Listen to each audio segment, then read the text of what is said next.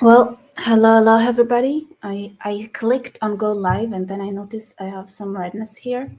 And I also have this thing. I don't know if you can see it, but like those mosquitoes, they just bite you. Evil mosquitoes. Anyway, I don't know if what happened here, but whatever. So that was very unprofessional of me, but since I noticed that when after I hit live, you guys enjoyed this part as well. So here's the plan. Okay, we're gonna watch the ex-KGB agent video together. It's a long video, and we're gonna dissect it and talk about it and maybe skip some parts. I'm not sure yet. I didn't watch it, so it's gonna be watch party together. But I think it's so important that we do that, honestly.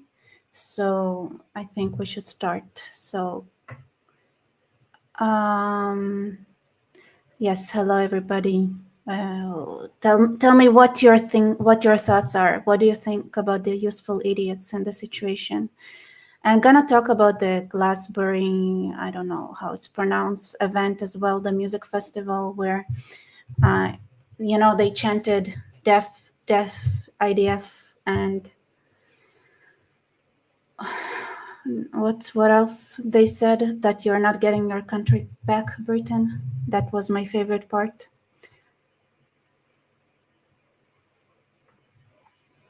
Is this the KGB defector? Yeah.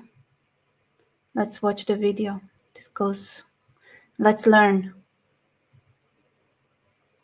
Let's learn what's going on.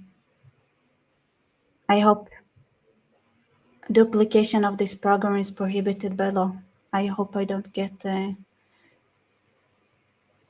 too much like a strike or something. Okay, I'm gonna skip the intro. Childhood memories. Well, the most vivid memory of my childhood was Second World War, or to be more precise, the end of the Second World War, when all of a sudden United States, from a friendly nation, which helped us to defeat Nazism, turned overnight into a deadly enemy. And it was very shocking because all newspapers were trying to present an image of belligerent, aggressive American imperialism. Most of the things that we were taught is that United States is aggressive power, which is just about to invade our beautiful, free, socialist country. Nice, very nice. How old is this video? Old, very old. So this is where we're seeing the number one first tactic. First of all, you have to have an enemy, which is good.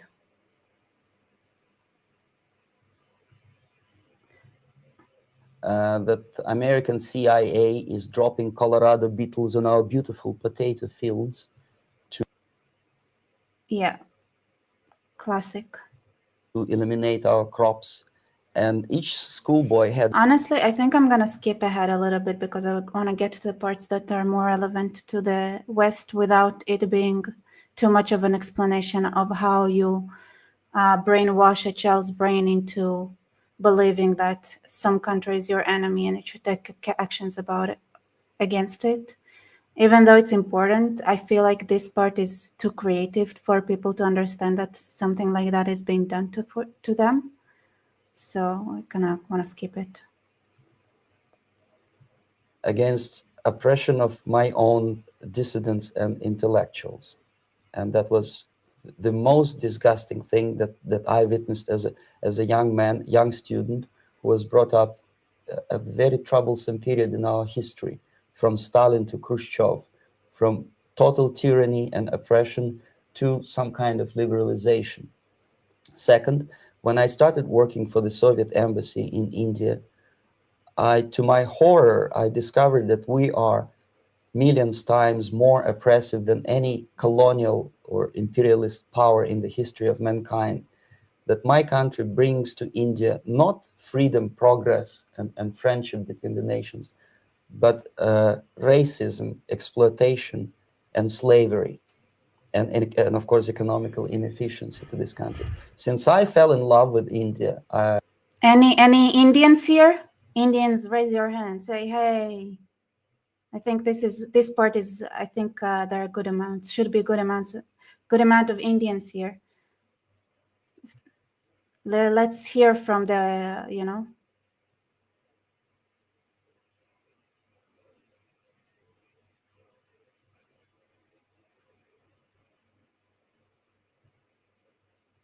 So yeah, hello, Indians. Okay, I'm gonna go back a little bit, and I think that's important because I kind of want to cut that part and say, Indians, please watch, please understand what was also done by the Russians to your country. Let's go back a little bit. Against the inhuman methods of the Soviet system. Well, specifically, what did you object to? I objected, first of all, against oppression of my own dissidents and intellectuals. And that was the most disgusting thing that I witnessed as a young man, young student, who was brought up a very troublesome period in our history, from Stalin to Khrushchev, from total tyranny and oppression to some kind of liberalization. Second, when I started working for the Soviet embassy in India, to my horror, I discovered that we are millions times more oppressive than any colonial or imperialist power in the history of mankind. That my country brings to India not freedom, progress, and friendship between the nations, but racism, exploitation, and slavery. And of course, Do you hear it, Indians? Do you hear it? Racism, slavery, and exploitation. This is what communism did to you, does to you, on purpose, fully knowingly, okay? So I know communism and love for the East is very common still in India right now. A lot of people are supporting Iran like I heard. I heard it's more common in South India because they think that they remember the Iranian, Indian, Hindu-Iranian kind of friendship and the friendship with Russia. But you also need to understand what was done to you. So the very, like, it's the widespread misinformation, which is, by the way, it's like it's getting better. I feel like it's getting better in India, but it's still a problem. It's still a problem. was economical inefficiency to this country. Since I fell in love with India, I developed something which by KGB standards is extremely dangerous thing. It's called split loyalty, when an agent likes a country of assignment more than his own country. I literally fell in love with this beautiful country, a country of great contrasts, but also great humility, great tolerance, and philosophical and intellectual freedoms.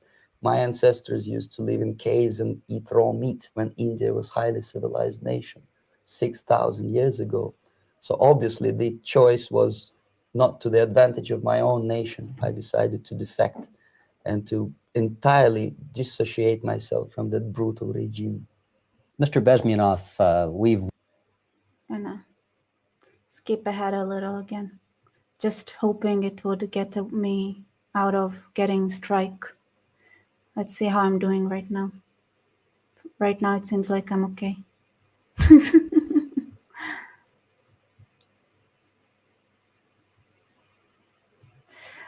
It's India corrupt politicians who are making Indian fool. Well, those corrupt politicians are usually some sort of communists or Muslims, which is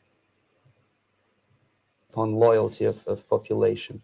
But until this Soviet junta is being supported by the Western so-called imperialists, that is, multinational companies, establishments, governments. Listen, this is, I don't know when the WEF started, right? The World Economic Forums and stuff like that. I don't know if it was there. I think it's from 1986 or something like that. Let me see, how long ago is it from? It's from, I think something, so yeah, 1985. How many years? 50 years ago. No, 50? No, wait, not 50. It was 30. 30, 40, 40. Fuck, 40 years ago. 40 years ago. My math is not mathing today. Okay, so I'm gonna back a little bit more. Listen, 40 years ago, it was already happening. So duplicity, split personality, and this is the greatest tragedy for my nation. Well, what do you think are the chances of the people actually overcoming their system or replacing it? okay, so can somebody here like Google real fast when did the WEF start? How long it's been going on? So what's my view? Okay, so this is something I'm gonna talk about later. As I said, it's gonna be a long live. I promised it's gonna be a long live, and I stand by it because there are a lot of things I want to talk about in this live. So the WEF is like 1979. All right, so there you go. 70, somebody 71. 1980. How many years do I get? So, okay. The warning was there. There is a great possibility that system will sooner or later be destroyed from within. There is a self-destructive mechanism built into any socialist or communist or fascist system, because there is lack of feedback, because the system does not rely upon loyalty of population. But until this Soviet junta is being supported by the Western so-called imperialists, that is, multinational companies, establishments, governments, and let's face it, intellectuals, so-called academia in the United States is famous academia. for supporting the Soviet system. Oh my God. As long as the Soviet junta will keep on receiving credits, money, technology, grain deals, and political recognition from all these traitors of democracy or freedom, there is no hope. There is not much hope for changes in my country, and the system will not collapse by itself simply because it's being nourished by so-called American imperialism. This is the greatest paradox in history of mankind. When let's take a moment to appreciate it. By the way, I know, I think, did you write it from zero? Because I think I saw the exact same use of words on X by Noah. Anyway, Trump saved Khamenei's life, hoping it would change their behavior. Today, the regime showed their gratitude by issuing a fatwa against him, calling for his death. There is a lesson here. There is a lesson here.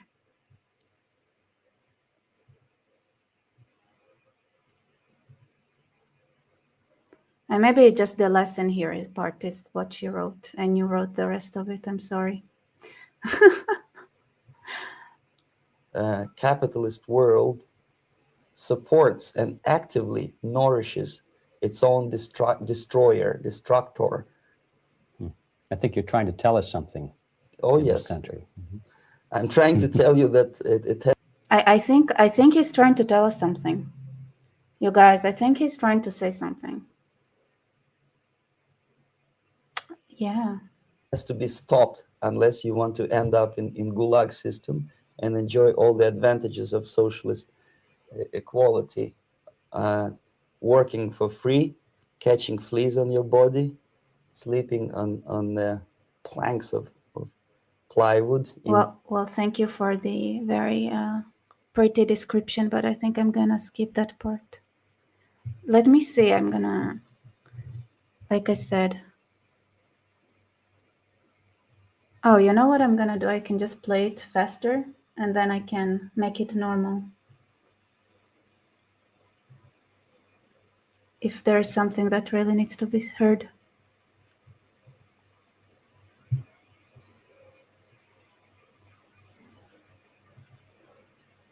In Alaska this time, I guess. That's where Americans will belong. Yeah, no, it looks like. which is a masterpiece of hypocrisy. No other defector but the Soviet one needs a political asylum. So knowing that perfectly well, I planned a craziest possible way to defect. I studied counterculture in. So this is very interesting. So what is it trying to say here? That people who need... So this is something I heard a lot from Syrians as well. Ironically enough, it's a lot easier to get to Europe and to get asylum in Europe if you are like an ISIS member than if you are like a good normal person who actually needs asylum. In India, there were thousands of young American boys and girls with no shoes.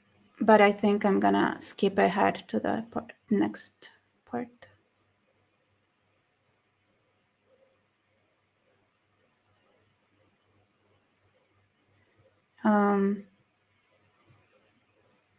Skip ahead a little bit again.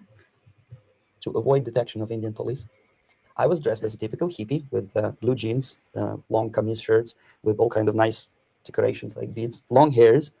I bought a wig because for several weeks I had to turn myself from a conservative Soviet diplomat into a very progressive American hippie. And that was the only way that I could avoid detection.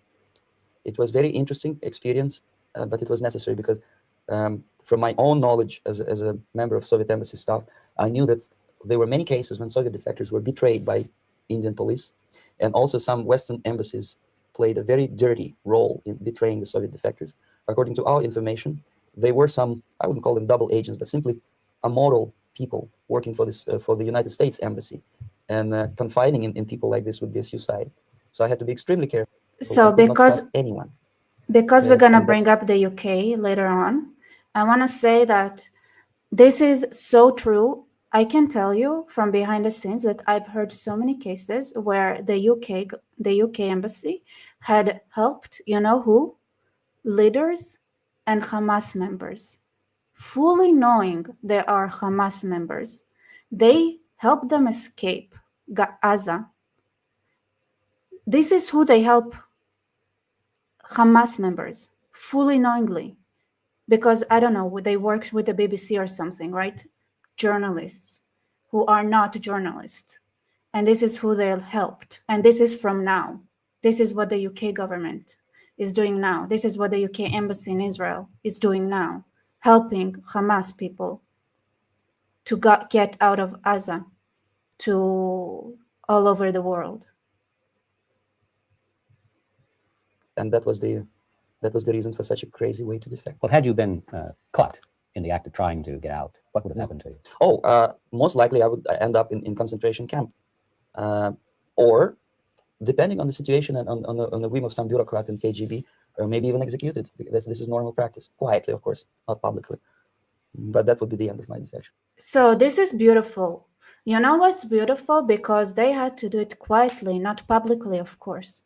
In Iran, they do it publicly. Right now, the people they are catching, right? They broadcast their confession of collaborating with the Zionists on national TV in Iran, and then they hang them on a public square, right out in the middle of to everybody can see everywhere around the world, and yet it is ignored.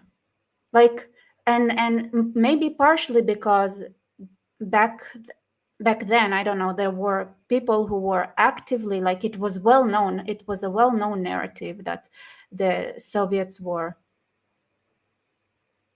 evil, right? That was the narrative that was accepted by the West, even if the intellectuals, and just like, you know what, it's a bit like Hamas, where people know that, okay, Hamas are bad, kind of know, but then behind the scenes, the UK embassy is helping Hamas members escape.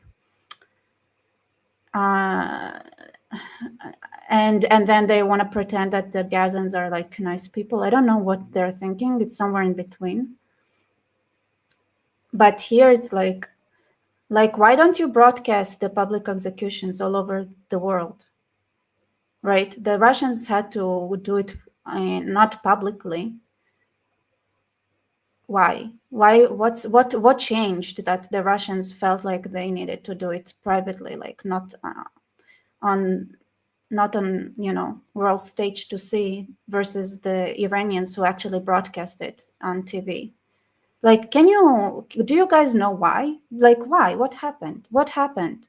Why is it normal now for Iran to do it and to the world to the world to ignore? And why did Russia had to do it not publicly? Can you guys like let us know, like, what's the difference? Is there a difference? Like, I don't know. Infection, of course. Well, when did you finally make it to the United States? In 1970, after about 6 months of debriefing in Athens by the CIA, and I presume FBI too, they let me go first to Germany, then to Canada. That was my decision. I had to change my identity to protect my family and my friends in USSR. And also, I was a little bit paranoid, knowing that both Soviet KGB and probably some double agents within the American system may be after me. So I wanted to settle down as far away as possible. I requested CIA to give me some kind of new identity and just let me go on my own. And I settled in Canada. I was a student. I changed many professions, from farm help and laundry truck driver to language instructor and broadcaster for Canadian Broadcasting Corporations in Montreal. Well, have you had any threats on your life or any? Yes. Yeah, I'm gonna skip it. Of course, Sorry. With all due respect. Definitely stop all kind of political activity, which they failed to do in my case, because I was stubbornly working for the Canadian Broadcasting. And in response to their intimidations, I said that, look, this is a free country and I'm as free as you are. And I also can drive very fast. And gun control is not yet established in Canada. So I had a couple of good shotguns in my... By the way, he was eventually, from what I've read, correct me if I'm wrong, I think he was eventually assassinated. So my basement. So welcome to visit me someday with your Kalashnikov's machine guns. So obviously it didn't work. Intimidation didn't work. So they tried different approach, as I described. They approach on the highest level, on the level of Canadian bureaucracy. And that level they were on successful. that level they were successful. On individual level they failed flat. Mr. Bezmenov has brought a series of slides with him that he has taken from the Soviet Union. As a defector, this is a picture of my about abundance of food and there's none in the stores. There must be something wrong. My father was, he's on the left here. My father was officer of the general staff of the Soviet. yeah. They come to power in my country, there'll be more sensible negotiations for nuclear disarmament and withdrawal of the Soviet troops from many parts of the world. But if someone from the party structure or the KGB structure were to give the orders for military, they have to obey, they yes, follow. because they're professional military. But they... Here, let me. Hey, Jack, thank you for your support. Sorry for not being on stream as much. Stay safe, Rebecca. Thank you, Jack.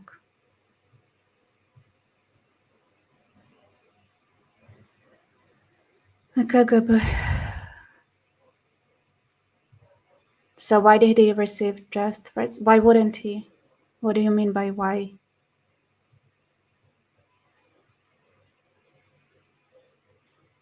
Because he speaks up. He speaks up. Oh yeah, people, please do like the live. Okay, okay, fine. It's something I realized, like, why would he get death threats? First of all, he is exposing methods the KGB was using. Second, by the way, another reason is that the KGB methods are not only used by the KGB, they're also used by American elites, American academy. A lot of those things that they use, like DEI, like everything like that, those are Soviet methods. This is why when I talked to, it was, I think, what's her name? Karis? Was it Karis? No. Who? I forgot. But you know, the girl that I talked to, she was from Texas, United States. She's black, I think. I mean, she's dark-skinned. She's American. She went to a school that is Christian school in Texas. And then I asked her in that interview, I asked her what kind of curriculum and what kind of things they were taught in school. And she basically said, oh, we have an activity where we did that, we had an activity where we did this, and all those activities are Russian propaganda methods. I went and I asked later on, the older generation who grew up in the USSR, like, does it look familiar? And they were like, yes, this is exactly the kind of activities we had in school. So all those talks about like anti-racism, like everything that is the DEI, everything that is, listen, if Texas, in Christian school in Texas, is using Soviet Russia, USSR, communist education methods. So this is why even you're not only going to have opposition from Russia, you're also going to have inner opposition by people who want to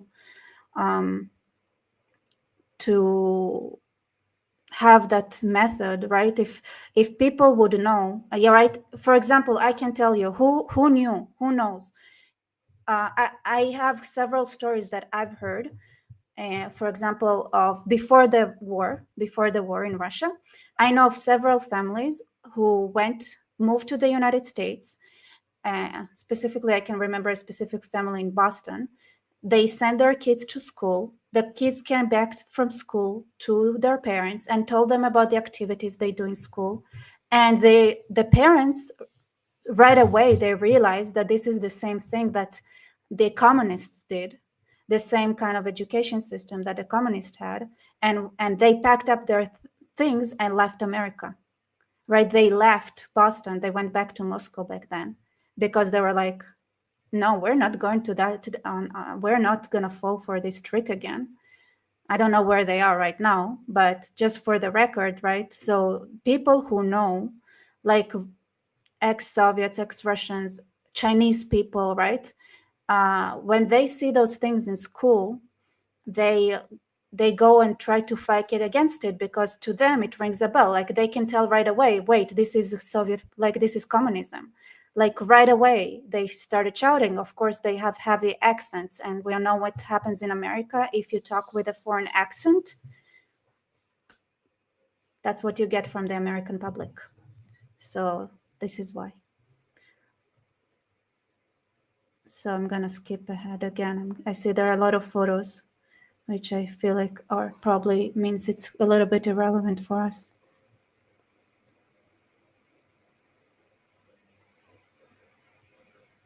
So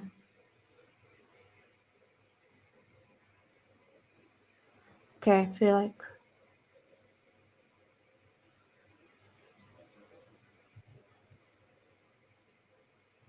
training. somebody in the comments says here, you're cool if you have an accent in America, only if the accent is French or something like that, like, post European or British. You don't like Americans when it's Eastern, when it's Chinese, when it's Indian, when it's Russian, when it's people who might have the inner knowledge of how communism works. These kind of accents, they don't get respected, the people that have them. I promise that. So Russians that you don't like, as you say in the comments here, the Russians are exactly the people who could warn you, right? Because they know after they had experiences that firsthand, right? They are the first ones who are like, this smells very familiar. This smells very familiar. But then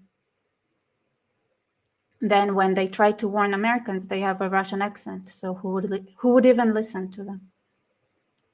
Same with Israelis. What, like you can't, you're an Israeli. I mean, come on. I know how it works. By the way, this is part of the reason you don't really hear a lot of actual Israelis. Real Israelis have an Israeli accent that doesn't sound as attractive to Americans, so they prefer to only listen to American Jews, which is okay, which is fine, except that, it's not a fully Israeli perspective, right?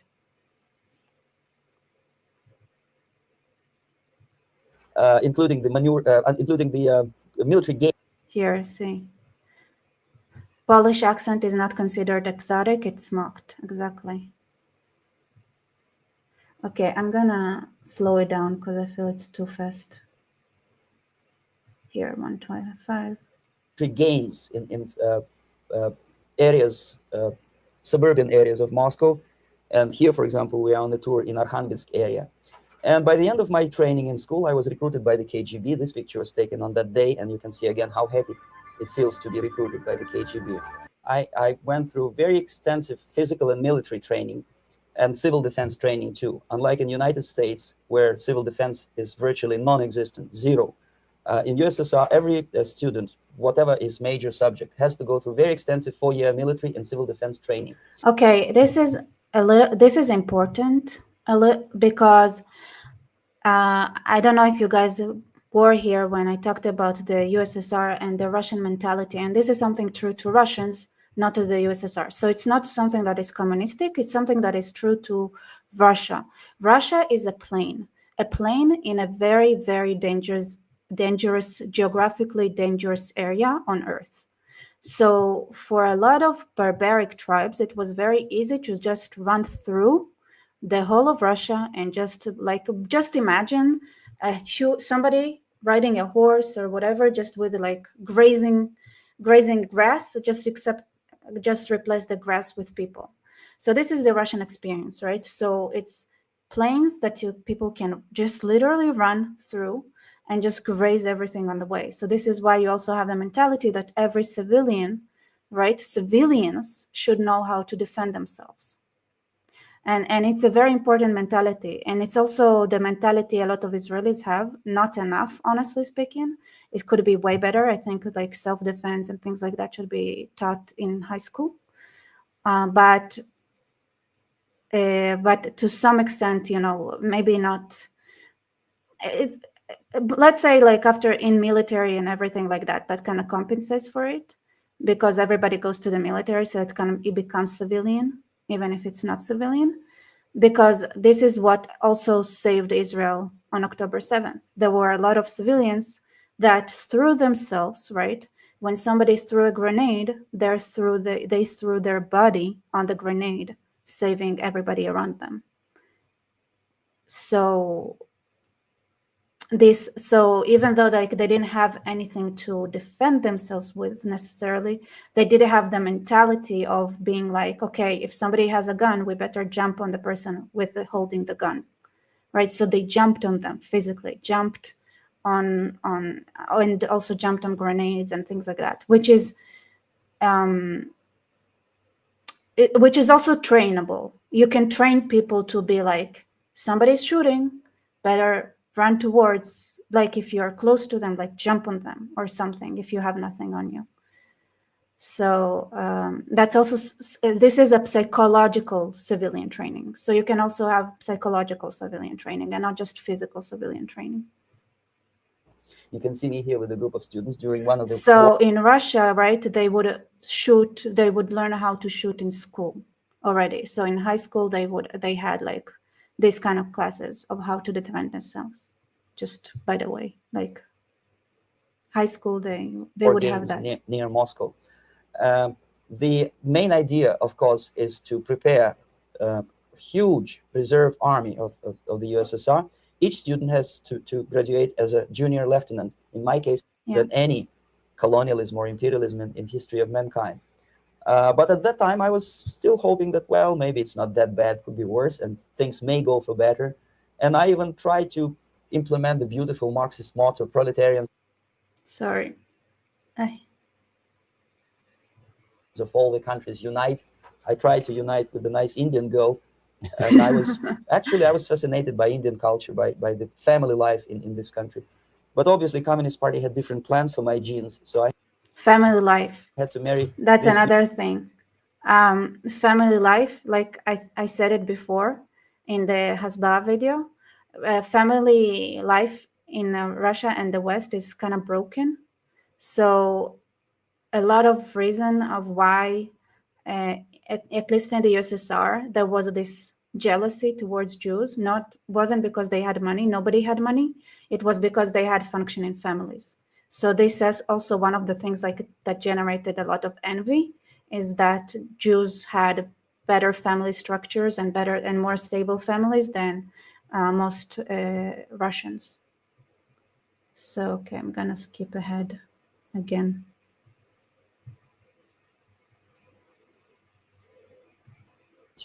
To be taken advantage for various propaganda operations. Oh, Therefore, you can see perfectly well. here, maybe that's in blah, blah, blah. Back in Moscow, I was immediately recruited by Novosti Press Agency, which is a propaganda and ideological subversion front for national liberation movements, or to be translated into normal human language, leaders of international terrorist groups. Another area of activity when I was working for the Novosti was to accompany groups of so-called Yeah, okay, now Indian marriage system is working as well. I noticed that also in America there is a lot more breakage in the family life. Why? Because that's also part of communism. So in communism, their goal is also, depends where, right? But in ideal communism, they even take away the children, right? Because they don't want the children to be contaminated by their parents, the ideas they can get from their parents, and they also break the family apart by like having mistrust between family members. Anyway, yeah, this is what happens when you bring about communism and communistic ideas as well. That's also part of it.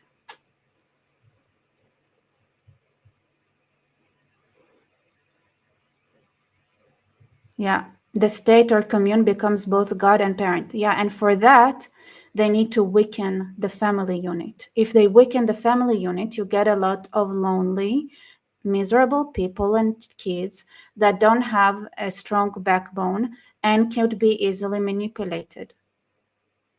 So if you don't have strong family units, if you don't have a strong family, the children are basically whoever grabs them gets them. It's like they're angry, the children, right? They're angry, they have a lot of hate, they have a lot of anger because of where, like, the situation they grew up in. They have a lot of resentment, and those negative feelings could easily be harbored. And also they don't have clear direction, they don't have positive examples. Like, there is so much to take advantage of if you break the family unit and you want to control the population. called progressive intellectuals, writers, journalists, publishers, teachers, professors of colleges. You can see me here in Kremlin. I'm second on the left, with a group of Pakistani and Indian intellectuals. Most of them pretended they don't understand that we are actually working on behalf of the Soviet government and the KGB. They pretended that they are actually being guests, VIP intellectuals, that they are treated according to their merits and their intellectual abilities. For us, they were just a bunch of political prostitutes to be taken advantage for various propaganda operations. Therefore, you can see perfectly well the senior colleague of mine on the left doesn't really have that much respect on his face, and myself with a very skeptical smile, typical KGB sarcastic smile, anticipating another victim of ideological brainwashing. This is how a typical conference in Novosti headquarters in Moscow looked like. Sitting in the middle is Boris Burkov, the then director of Novosti Press Agency, high-ranking party bureaucrat in the Department of Propaganda. I am standing next to a famous Indian poet, Sumitranandan Pant. Listen, this is important because this is exactly what they still do.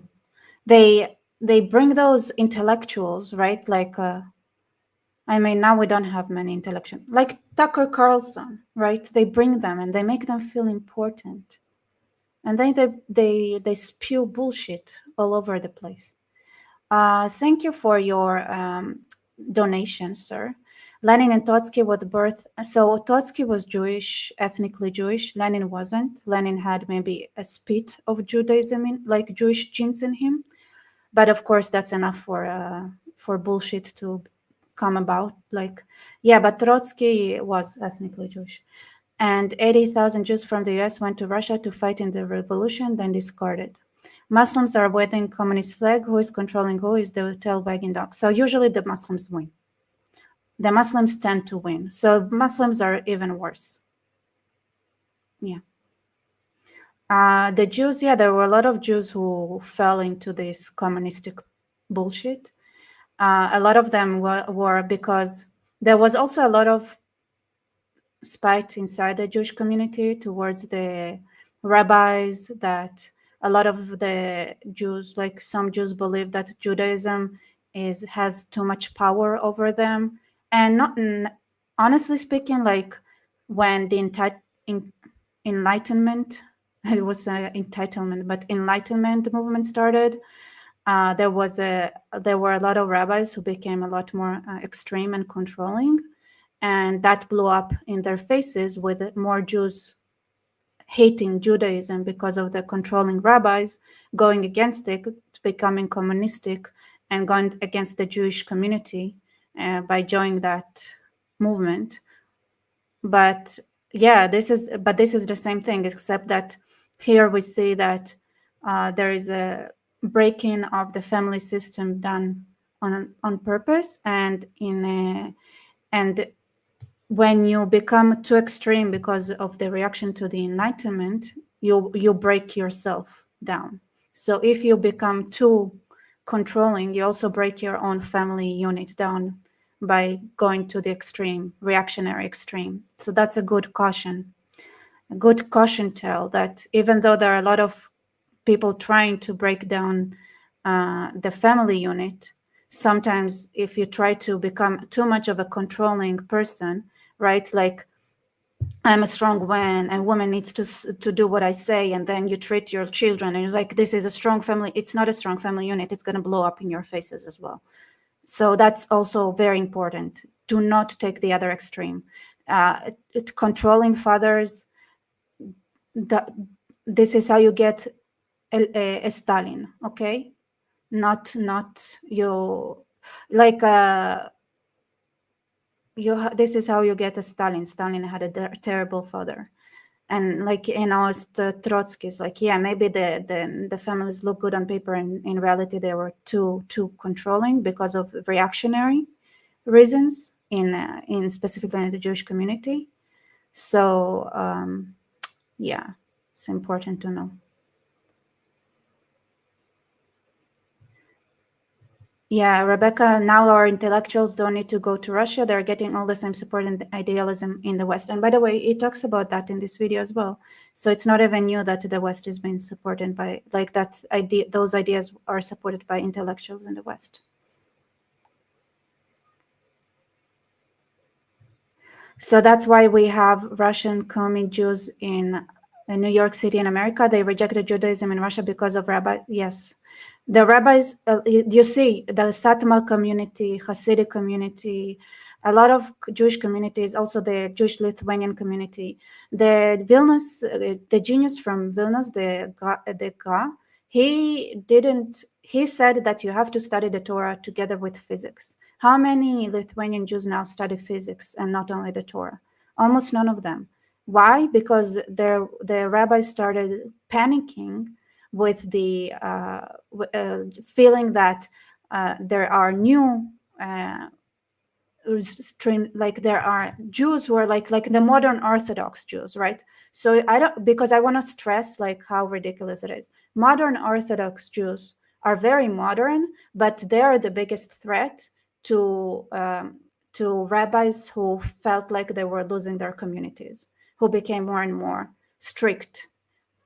And that blows up eventually. So you see on one hand Noteukauta, which are completely crazy, and on the other hand, like people who break away from those and like choose to be a completely anti-Judaism, even though that controlling system has nothing to do with Judaism. Just look at how beautiful like modern Orthodox Judaism can be versus like cults.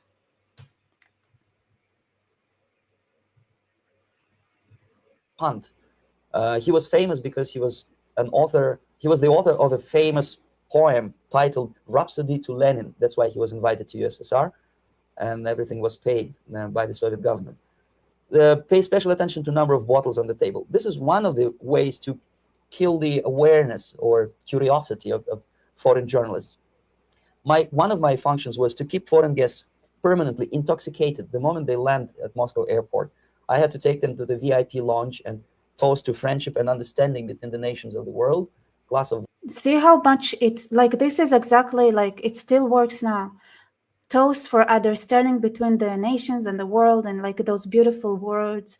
No, there is a difference between nations of the world, and you need to know that some things are true, some things aren't true. And just because an Iranian comes to you and like, oh, how lovely it would be if we could live like together, all together, like useful idiots. No, it just doesn't work this way, you know. Just doesn't work this way. Because communism is idiotic, Islamism is idiotic, and also, I don't want to say too much, but definitely ultra-Orthodox Jews are also idiotic. Glass of vodka, then a second glass of vodka. And in no time, my guests would be feeling very happy. They would see everything in kind of pink, nice color. And that's the way I had to keep them permanently for the next 15 or 20 days. At a certain point in time, I had to withdraw alcohol from them so that some of them who are the most recruitable would feel a little bit shaky, guilty, trying to remember what they were talking last night. That's the time to approach them with all kind of nonsense, such as joint communique or statement for Soviet propaganda. That's the time they are the most flexible. And of course, what they didn't understand, they didn't realize or pretended not to realize, that myself, who was drinking together with them, was not drinking at all. I had ways to get rid of alcohol through various techniques, including special pills, which were given to me by my colleagues. But they were taking it seriously. In other words, they would consume quite a... Also, lol, Rebecca doesn't like ultra-Orthodox Jews. I also want to say that with caution, because I know outside of the, like, not even all Jews can tell the difference between ultra-Orthodox and just Orthodox Jews. A lot of times they look visibly the same, but they're not. It's a bit, you need to get to know those communities. Some of them are crazy, some of them are not. Some of them are like, you know, it's a thing to know. Some of them are just okay, have some traditions, but they are open, and some of them have some tradition, but they're also unhealthy. So it's very problematic. This is why, like, I know in America you wouldn't be able to tell the difference. So it's such a problematic thing to say.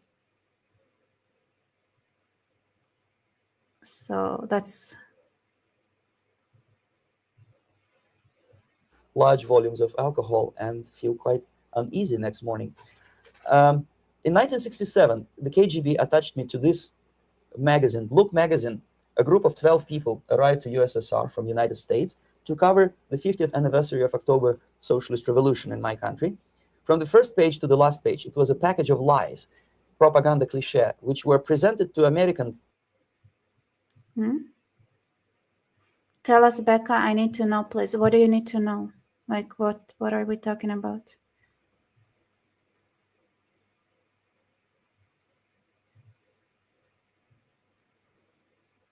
Readers as opinions and deductions of American journalists. Nothing could be far from truth. These were not opinions. They were not opinions at all. They were the cliches which the Soviet propaganda wants American public to think that they think. If it does make any sense at all. It sure does, because from the viewpoint of the Soviet propaganda, although there are some subtle criticism of the Soviet system, the basic message is that Russia today is a nice, functioning, efficient system supported by majority of population. That's the biggest lie. And of course, American intellectuals and journalists from Look magazine. Well, thank you. Thank you for your response. It added historical context I had no idea about. I agree Muslims will dominate the blue-haired idiots. Yeah, for sure. Thank you so much for your support. So Orthodox Jews movements. It's complicated. It's like sometimes they're very, like sometimes even within it, it's very fractured. A good way to know, by the way, is just how, ironically enough, how much of the Torah they actually follow versus how much they say they follow it, which is very Jesus thing to say. Very Jesus-like thing to say. Jesus was very like he was familiar with Judaism. And he knew that sometimes like you can do a lot of things that look Jewish, and say a lot of Jewish things, but the thing is that not joining the army goes against Judaism, for example, right? Not there are a lot of things.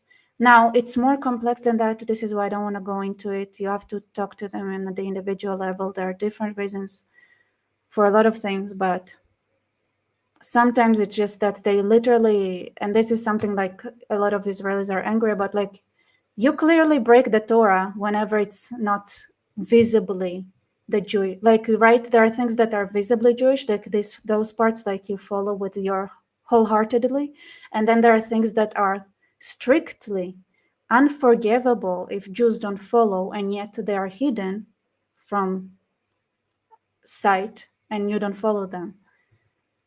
Yeah, so like it's very, for me as a Jew, to read like some commentaries that are attributed to Jesus, it's very understandable to me what he meant. But then I know how it's been twisted out of context. So as Jesus was jacked and Jewish.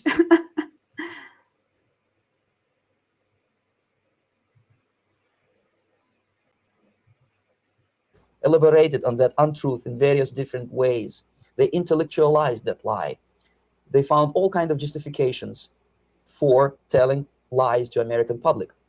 Excuse me, it was partly your job to make sure that they got these ideas, yes, and accepted them as their own ideas. Right. Actually, even before they arrived to USSR, and they paid astronomical sum of money for that visit, they were submitted, this Novosti Press agency developed so-called backgrounders, 20-25 pages of information and opinions, which were presented to the journalists even before they bought their tickets to Moscow. They had to analyze the situation, and judging on their reaction to that backgrounder, the local Novosti representative or local Soviet diplomat in Washington, D.C. would assess whether they be given visa to USSR or not. So but they were selected ahead of time. Yes, they were pre-selected very carefully, and there's not much chance for honest journalists to arrive to USSR and to stay there for 1 year and to bring this package of lies back home. Exactly. You will not have honest journalists that would be allowed to go to any of those places, whether it would be any authoritarian dictatorial place, whether it's Russia, whether it's Iran, whether it's Afghanistan, because I saw those as well, whether it's Gaza, whether it's the West Bank. They would know how to make sure to get their view on the world out there. This, for example, is a centerfold of the Look magazine. They presented this monument erected by Communist Party in Stalingrad as the symbol, personification of Russian military might. And they said in the article, which is published on the site, that Soviets are very proud of the victory in the Second World War. This is another big myth, a lie. No sensible people would be proud to lose 20 millions of their countrymen in a war which was started by Genocide Hitler and Comrade Stalin and paid by American multinationals. Most of the Soviet citizens look at this type of monuments with disgust and sorrow, because every family lost father, brother, sister, or child in the Second World War. Yet American journalists who were trying to appease, to please their hosts, presented this picture on the centerfold as the symbol and personification of Soviet national, they call it Russian national spirit. And it was greatest misconception and a very tragic misunderstanding. Of course, Look magazine was not distributed in USSR. This is an exemplary kindergarten. This is not the kindergarten for average person or average family in USSR. And we maintain that illusion in their minds. You can see myself under the red spot in the middle there with the same North Korea. Ask questions, and naturally we would give them, for the stupid question, we give them stupid answer. No, there are no prisons in Siberia. No, most of the people who you see are free citizens of USSR. They're very happy to be here. And they are contributing to the glory of the socialist system. Some of them pretended that they believe what I was telling them. And most of them, we may discuss it later. What are the motivations of these people? Why would they stubbornly bring lies to their own population through their own mass media? I have various answers to this. There is not a single explanation. It's a complex of explanations. It's fear, pure biological fear. They understand that they are on the territory of an enemy state, a police state. And just to save their rotten skins and their miserable jobs, their affluence back home, They would prefer to tell a lie than to ask truthful questions and report truthful information. Second, most of these schmucks were afraid to lose their jobs because obviously, if you tell truth about my country, you will not last long as a correspondent of New York Times or Los Angeles Times. They will fire you. What kind of correspondent are you? You obviously cannot find common language with Russians if they kick you out in 24 hours. So just same with everything that's happening here. And by the way, when those methods work, people are gullible and they believe them. So they whitewashed communism, whitewash Nazism, whitewash Islamism, whitewash everything. And then people are like, oh, they're like, you know what? I'm going to go back to it because I'm going to show you exactly who are the real useful idiots in the West. Because I don't think people understand who the real useful idiots are. Just by trying to be conformist to their own editorial bosses, they tried not to offend the sentiments of the Soviet administrators and people like myself. Deep inside, I hope they would insult my or offend my sentiments. Obviously, they preferred not to. Another reason, I refuse to believe it, but obviously, there is another reason. Obviously, it's a greed. These people earn a lot of money. When they come back to USA, they claim that they are experts on my country. They write books which sells in million copies, titled like Russians, The Truth About Russia. Most of it is lie about Russia. Yet they claim to be Sovietologists. They play back myth about my country, the propaganda cliches. Yet they stubbornly resist the word of truth. If a person like Solzhenitsyn is either defecting or kicked out of USSR, they try all their best to discredit him and to discourage him. I don't have much chance to appear on national network with a true story about my country. But a useful idiot like Hendrik Smith or Robert Kaiser, they are big heroes. They come back from USSR. They say, oh, we were talking to dissidents in Russia. Big deal. Soviet dissidents are chasing American correspondents in the streets, and they're cowardly escaping from these contacts. For some strange reason, if you want to know more about Spain, you refer to Spanish writers. If you want to learn more about French, you read French writers. Even about Antarctica, I bet you would read Penguins. Only about the Soviet Union, for some strange reason, you read Hendricks and Schmendricks and all kind of... And it's true with Israelis and Iranians as well. Notice Chinese as too. Like there are some nationalities that I think because Spain, right, is in Europe, there is a completely different treatment towards Europeans by people in the United States versus other nationalities, right, or other peoples. It's like if somebody is Israeli, has an Israeli accent, then nobody's going to listen to them, even though they know Israel, right? It's like, why would you want to hear an Israeli opinion on Israel? Like, obviously they are an Israeli, like, what would you know about Israel? Like, that's the reaction. That's the reaction people are getting.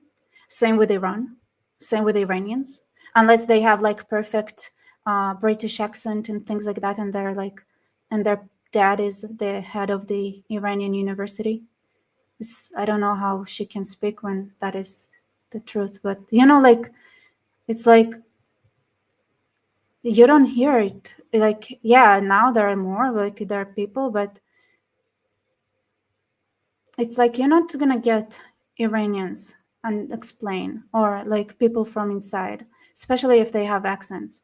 If they have accents, it probably means that they still remember what it's like, but it's not gonna be displayed in mainstream media. It's like, because I don't know. I have no idea why. Kind of Kissinger's, because they claim that they know more about my country. They know nothing or next to nothing, or they pretend that they know more than they actually do. I would say they are dishonest people who lack integrity and common sense and intellectual honesty. They bring back all kinds of stories like that. A kindergarten in Siberia. Omitting the most important fact, it's a prison for children of political prisoners. Another greatest example of monumental idiocy of American politicians. Edward Kennedy was in Moscow, and he thought that he is a popular, charismatic American politician who is easygoing, who can smile, dance at the wedding in Russian Palace of Marriages. What he did not understand, or maybe he pretended not to understand, that actually he was being taken for a ride. This is now they find people from your own ethnicity to manipulate you. Yeah, that's the most amazing. Now that, yeah, it's true. Now they're like, let's interview Stalin. This is how we would know what Russia is like. Yeah, it's true. You're right. This is what they do now. It's like they bring people from your own ethnicity to manipulate, like people clearly. It's so easy to tell because it's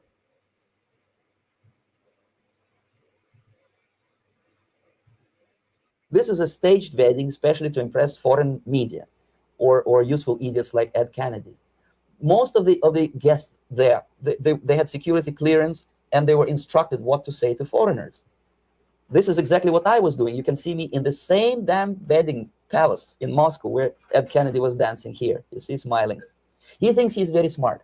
From the viewpoint of Russian citizens who observe this idiocy, he's narrow-minded, egocentrical idiot who tries to earn his own popularity through participation in propaganda farces like this. Here you can see myself.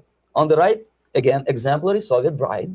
On the left, 3 journalists from various countries, Asia, Africa, and Latin America. Obviously, they enjoying the situation. They will go back home and write reports. We were present on a regular Soviet wedding. They were not present on a regular Soviet wedding. They were present. They were parts of a farce, of a circus performance. Another thing which I had to sometimes risking my life to explain to foreigners. Time magazine, for example, is very critical of South African racist regime. The whole article was dedicated to the shameful internal passport system where blacks are not. That's amazing. Yeah, this is the Tucker Carlson style Russian tour. Same, there are so many tours in Iran that are exactly like that as well. And like, oh, I walked around Iran with wearing no hijab. Or like they go to the middle of Tehran where all the rich kids live. Those who do whatever they want. It's like, oh, see, nobody's wearing a hijab here. Yeah, but like they're privileged and it's for propaganda or it's temporary, right? It's like it's it's so many ways. The Stalin Society of America is a funny organization, and yes, unfortunately, very real and unbelievable. Unbelievable.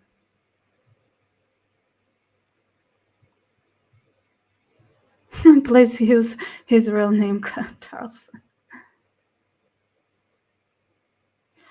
Do I listen to Alex Jones' podcast? No, actually, I don't really know him.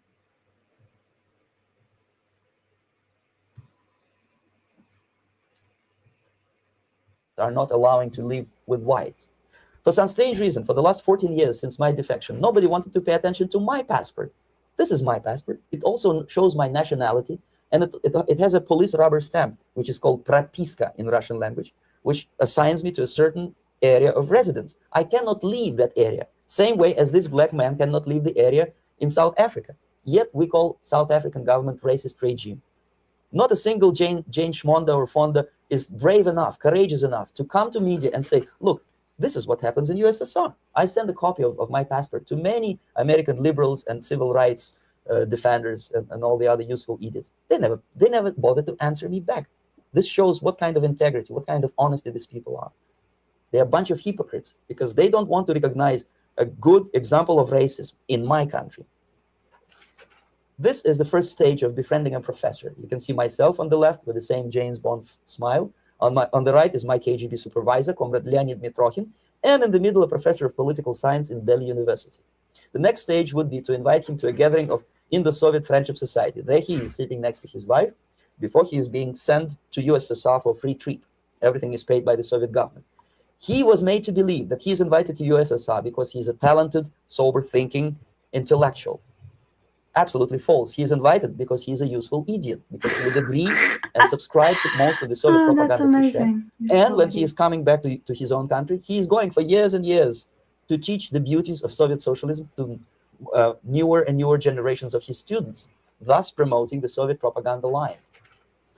I want to also say that people underestimate how smart people from depraved countries are. Because, for example, my sister just went to Cuba and she talked to a lot of Cubans, and one of the things that she was most impressed is by how smart Cubans are. She was like, listen, I talked to people from like all over South America and the United States, right? Like they're really smart. The people in Cuba are really smart. They are. And here's the thing is like, people are like, okay, if Cuba is such a failing country and you listen to a Cuban, he must be an idiot, right? Like a Cuban must be an idiot, like otherwise he wouldn't live in such an awful country. And my sister is like, listen, they are smart people. They are not very hopeful. They think that there could be worse, right? And they know, like, but it's not that they're not smart. It's just that, and it's important, okay? Individually smart people, like Iranians, very smart, and Cubans, apparently. Cubans, as individuals, you can be super smart. Like, I can be a very smart person. Every Jew can be a very smart person. That doesn't mean that it's smart. They're smart as a collective, right? So even if the biggest thing, like, people understand about Never Again is that Never Again was never a call to not to commit genocide. It was not what the Jews were angry with or about. They didn't think, like, it's like, it's normal thing. It's kind of normal for genocides to happen because of human nature. It's not normal that like 6 million people, right, don't fight and don't jump on the guns, or don't do anything, right? Don't commit suicide trying to take as many German soldiers with them, right? And like, better have 6 million people die that way than in gas chambers. So this is what was the Never Again was about, right? But here's the thing, it's like, yes, smart individually they were, but they didn't know how to organize. They didn't know how to and they didn't want to believe anything, right? They didn't want to, like, they lived under somebody else's protection for so long. They lost the ability to protect themselves. And even though they could have had it, but it's very hard if you grew up in a cage to feel like you can set yourself free, because you're psychologically damaged. And if there's something that is impressive about Jews, is that Jews, even though they had to sacrifice 6 million people, they learned. They learned and they said, never again, and we're going to fight. And now you see, like, they're trying to fight as much as they can. So people are not, you can have individually smart people, and also, like, you need to have a culture that knows how to organize, which is different. And you need to, like, there's more than, there is a psychological level, not just like being smart or not being smart. And also there is the technical level, obviously. And also, if everybody's smart, that means those who cooperate, who get advantages, and they like having slaves. It's also like moral depravity, right? It's like people who they're like, okay, everybody else are idiots. I'm gonna use them as slaves. I'm gonna take advantage of them, right? It's like, you need to also have like a moral education. It doesn't mean they're stupid.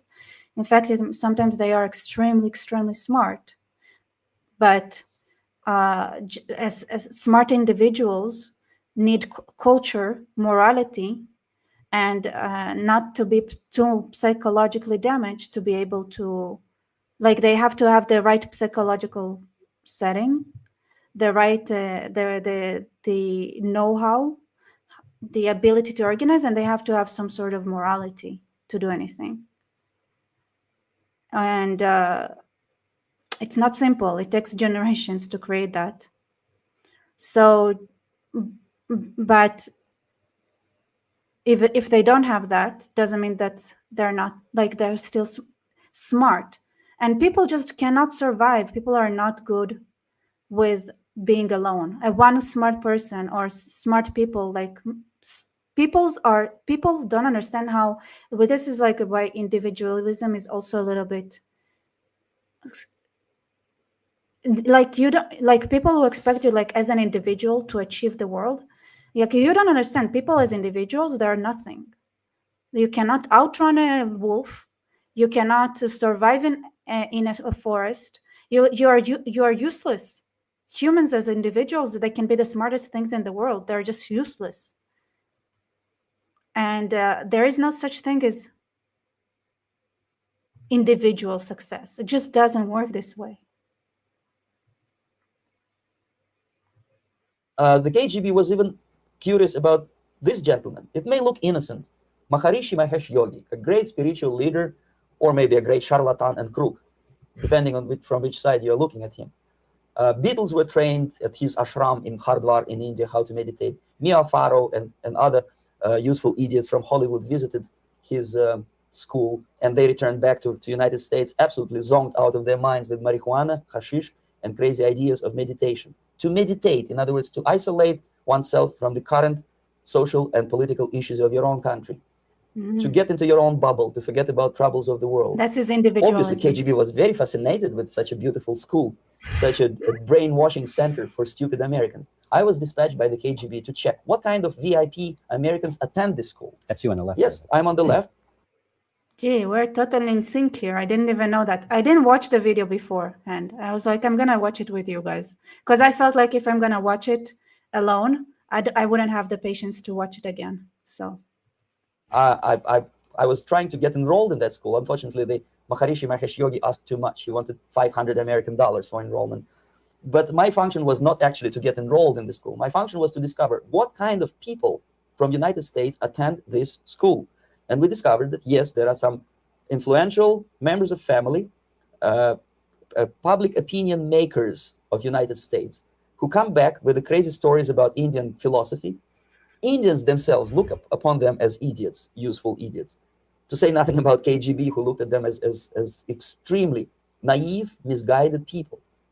Obviously, a VIP, say a wife of a congressman or a prominent Hollywood personality, after being trained in that school, is much more instrumental. Yeah, I think so too. You know, they're like one of the biggest, like when you have an interview like that became public, instead of that becoming a Bible to be studied in every school that appreciates freedom and every society that wants to maintain freedom, no, it's like it was thrown away and everybody fell into the tricks that are exposed. Like this video here is very important. It's exposure Bible, 100%.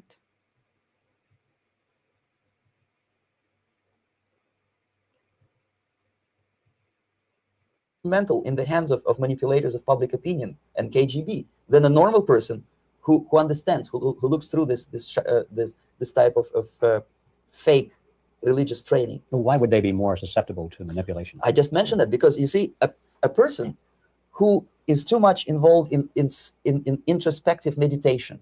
You see, if you carefully look what Maharishi Mahesh Yogi is teaching to Americans, is that most of the problems, most of the burning issues of today can be solved simply by meditating. Don't rock the boat. Don't get involved.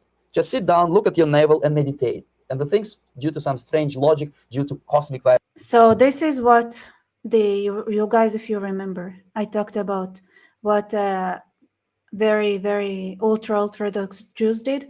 Something that is very apparent and very clear in the Torah and the Talmud is that you have to take action, and that speech and prayer are secondary to taking action. So what they did is to bring prayer to the forefront. The Hasidics and the other communities, what they do, they switch the priorities inside the Jewish community, and instead of emphasizing taking action the way it is emphasized in the Jewish Torah, they were like, okay, let's emphasize on prayer. And when you emphasize on prayer, you get a lot of people who forget how to do something that is actually valuable.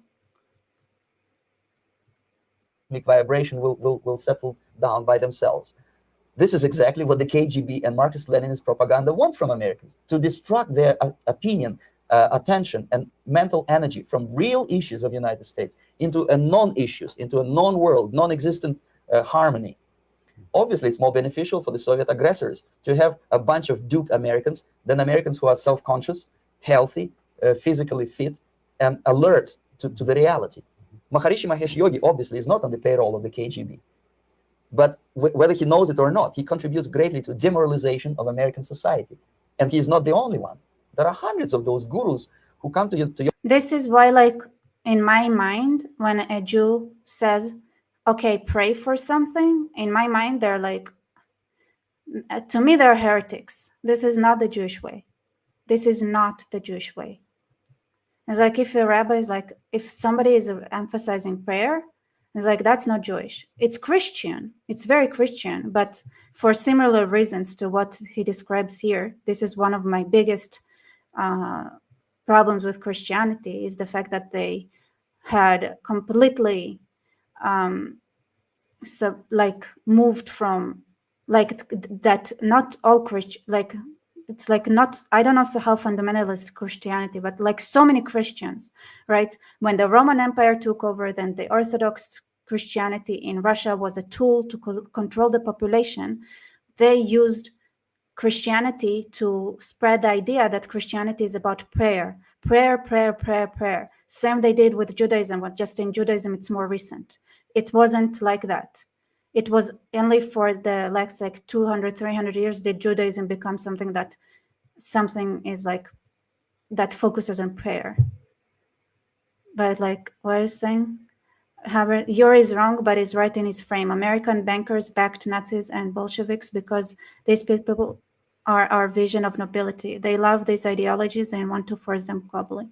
Thank you for their super chat. I'm not sure what you're referencing. Actually, I missed it. So I don't want to get into that thing right now. But thank you for your super chat.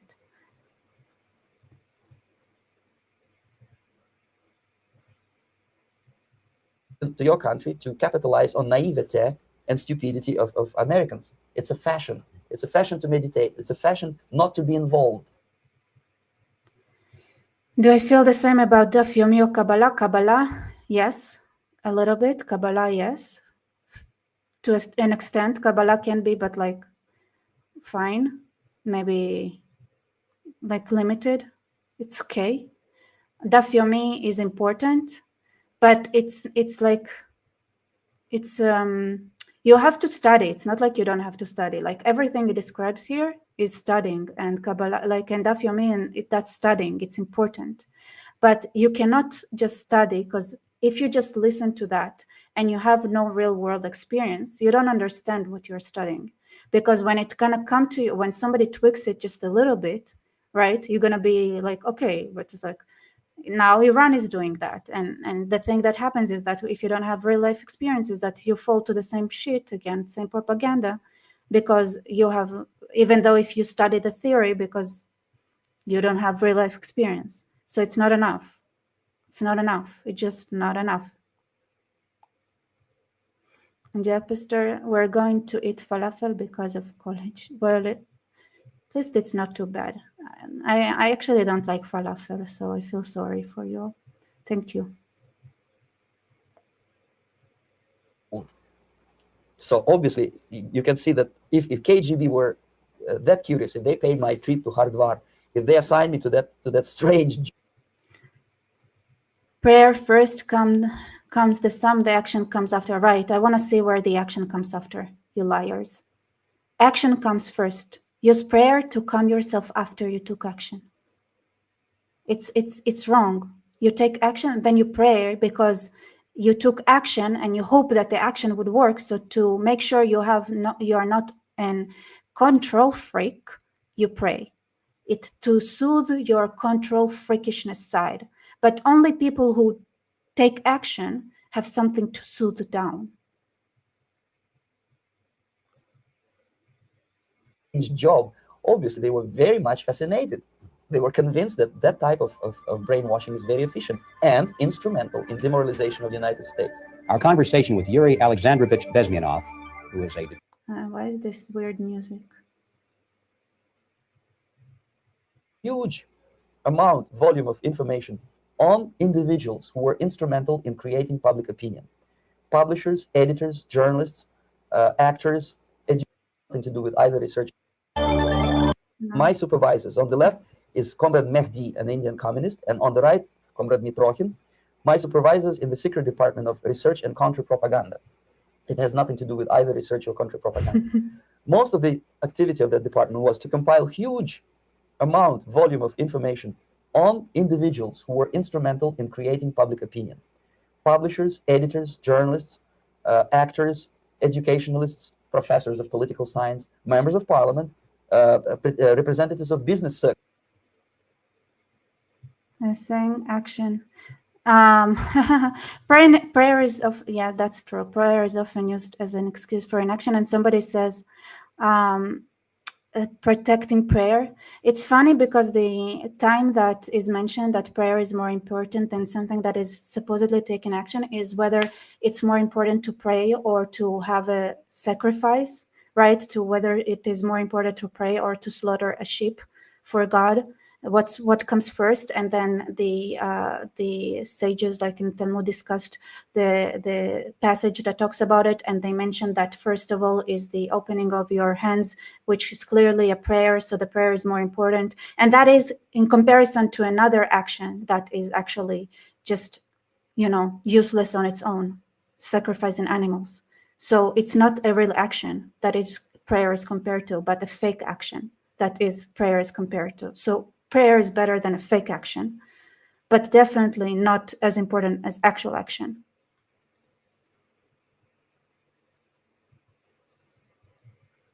Circles.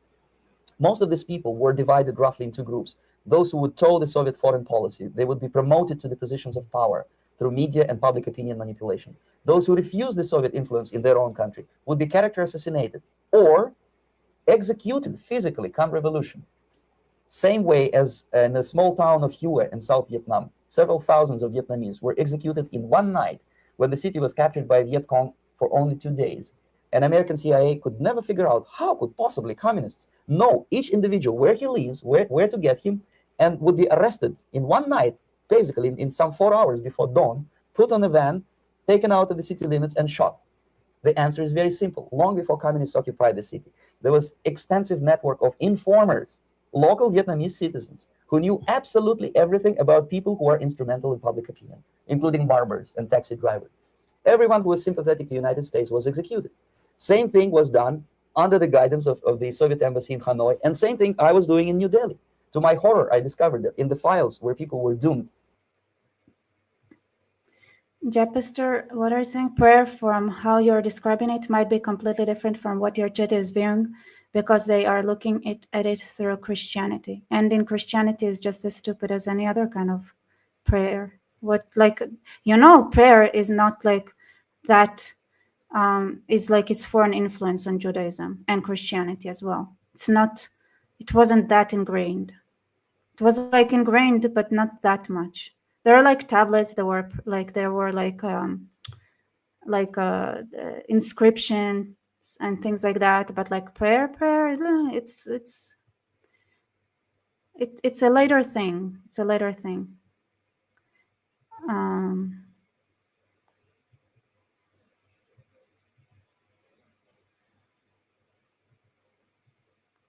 Execution. There were names of pro-Soviet journalists with whom I was personally friendly. Pro-Soviet? Yes. They were idealistically minded leftists who made several visits to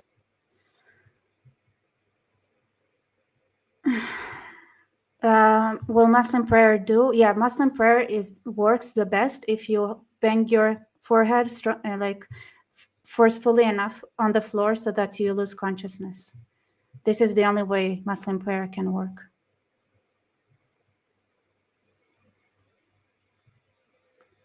From where Roman religion influence? From India, I think from meditation, most likely. To USSR, and yet the KGB decided that come revolution or drastic changes in political structure of India, they will have to go. Why is that? Because they know too much. Simply because, you see, the useful idiots, the leftists who are idealistically believing in the beauty of Soviet socialist or communist or whatever system, when they get disillusioned, they become the worst enemies. That's why my KGB instructors specifically made a point: never bother with leftists. Forget about these political prostitutes. Aim higher. This was my instruction. Try to get into large circulation, established conservative media. Filthy rich movie makers, intellectuals, so-called academics. That's amazing. That is amazing. What he's saying right now is so important. And I also had that conversation, like I heard it lately, saying, listen, they got the left, but I think it was on Jewish media. Yeah, I know, because I have it. I think it's an Israeli geopolitical channel.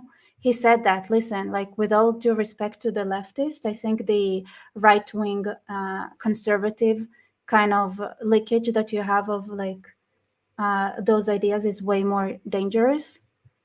And that's true. It's true. It's way more dangerous. And he's talking about, okay, I need to slow it down because this is something we need to listen with the appropriate speed. Drastic changes in political structure of India, they will have to go. Why is that? Because they know too much. Simply Okay. because, you see, the useful A little idiots, the bit more. leftists. No, I have to be honest. Like I can listen to that part. Like so beautifully said. So beautifully. For only 2 days. And American CIA could never figure out how could possibly communists know each individual, where he lives, where to get him, and would be arrested in one night, basically in some 4 hours before dawn, put on a van, taken out of the city limits and shot. The answer is very simple. Long before communists occupied the city, there was extensive network of informers, local Vietnamese citizens, who knew absolutely everything about people who are instrumental in public opinion, including barbers and taxi drivers. Everyone who was sympathetic to the United States was executed. Same thing. Yeah, just flip it over, and this is what the Mossad did in Iran, for those who are wondering. Just like whatever he just said, just for the, you can use the same methods just for the betterment of something. It doesn't have to be against like the good people. It can be also against the bad people. Same thing was done under the guidance of the Soviet embassy in Hanoi, and same thing I was doing in New Delhi. To my horror, I discovered that in the files where people were doomed to execution, there were names of pro-Soviet journalists with whom I was personally friendly. Pro-Soviet. Yes. They were idealistically minded leftists who made several visits to USSR, and yet the KGB decided that come revolution or drastic changes in political structure of India, they will have to go. Why is that? Because they know too much. Simply because, you see, the useful idiots, the leftists who are idealistically believing in the beauty of Soviet socialist or communist or whatever system, when they get disillusioned, they become the worst enemies. That's why my KGB instructors specifically made a point, never bother with leftists. Forget about these political prostitutes. Aim higher. This was my instruction. I love political Try to get prostitutes. into large circulation, established conservative media. Rich, filthy rich movie makers, intellectuals, so-called academic circles, cynical, egocentric people who can look into your eyes with angelic expression and tell you a lie. These are the most recruitable people, people who lack moral principles, who are either too greedy or too suffer from self-importance. They feel that they matter a lot. These are the people who... By the way, I really do recommend watching my video explaining why Israeli Hasbara fails. I break those groups down there as well. So if you want a more modern language take on it, then you can check out that video as well. People who KGB wanted very much to recruit. But to eliminate the others, to execute the others, don't they serve some purpose? Wouldn't they be the ones they rely on? They serve purpose only at the stage of destabilization of a nation. For example, your leftists in United States, all these professors and all these beautiful civil rights defenders, they are instrumental in the process of the subversion only to destabilize the nation. When their job is completed, they are not needed anymore. They know too much. Some of them, when they get disillusioned, when they see that Marxist-Leninists come to power, obviously they get offended. They think that they will come to power. That will never happen, of course. They will be lined up against the wall and shot. But they may turn into the most bitter enemies of Marxist-Leninists when they come to power. And that's what happened in Nicaragua. You remember most of these former Marxist-Leninists were either put to prison or one of them split, and now he's... Somebody's saying, Rebecca, try to be nicer to your subscribers. Listen, I try to be nice, but you have to understand that you're very close to the area, to the part of your life where you're gonna get, what did he say? How nicely, like, put in a row and like shot. This is where you're at. You're like a mile away from it. And when I say mile, I say like, not with like, not when you're an obese person and you want to walk it. When you're like not an obese person and you walk a mile, a mile is not a long distance. Just so close, which is like makes it hard for me to like be nice, because to me you're like, can't you see that you are really close to losing everything you have? So close. And yet all you want to do is pray and bang your head into the floor until you lose consciousness. Is that the action to take, sweethearts, when you're so close to this? No, it's time to take action. It's time to take action.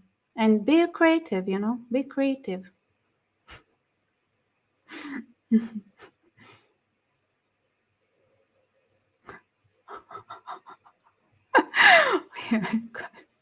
Rebecca is very nice and caring and loving and most angelic. She calls me. Yes, exactly. Thank you, sweetheart.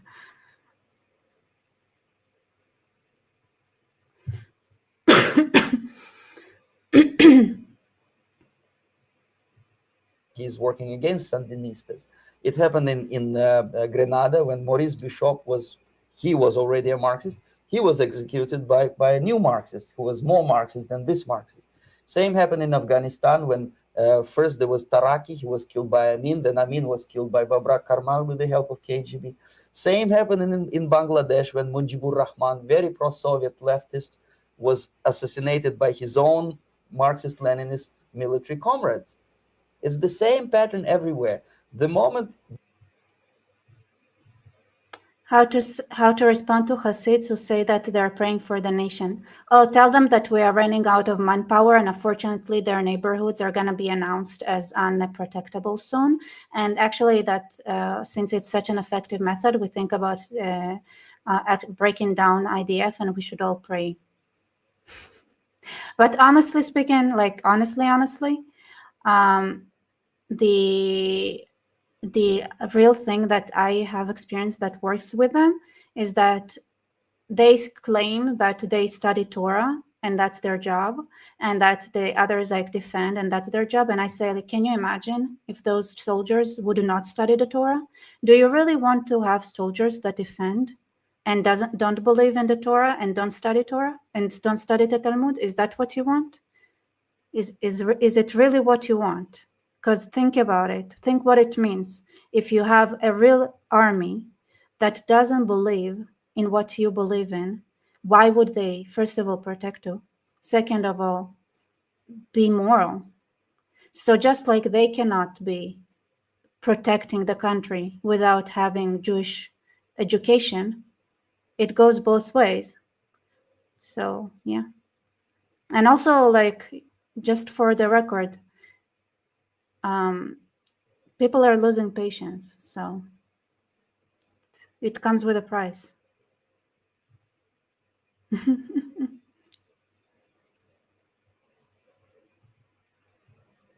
They serve their purpose. All the useful idiots are either be executed entirely, all the idealistically minded Marxists, or exiled or put in prisons, like in Cuba. Many former Marxists are in Cuba.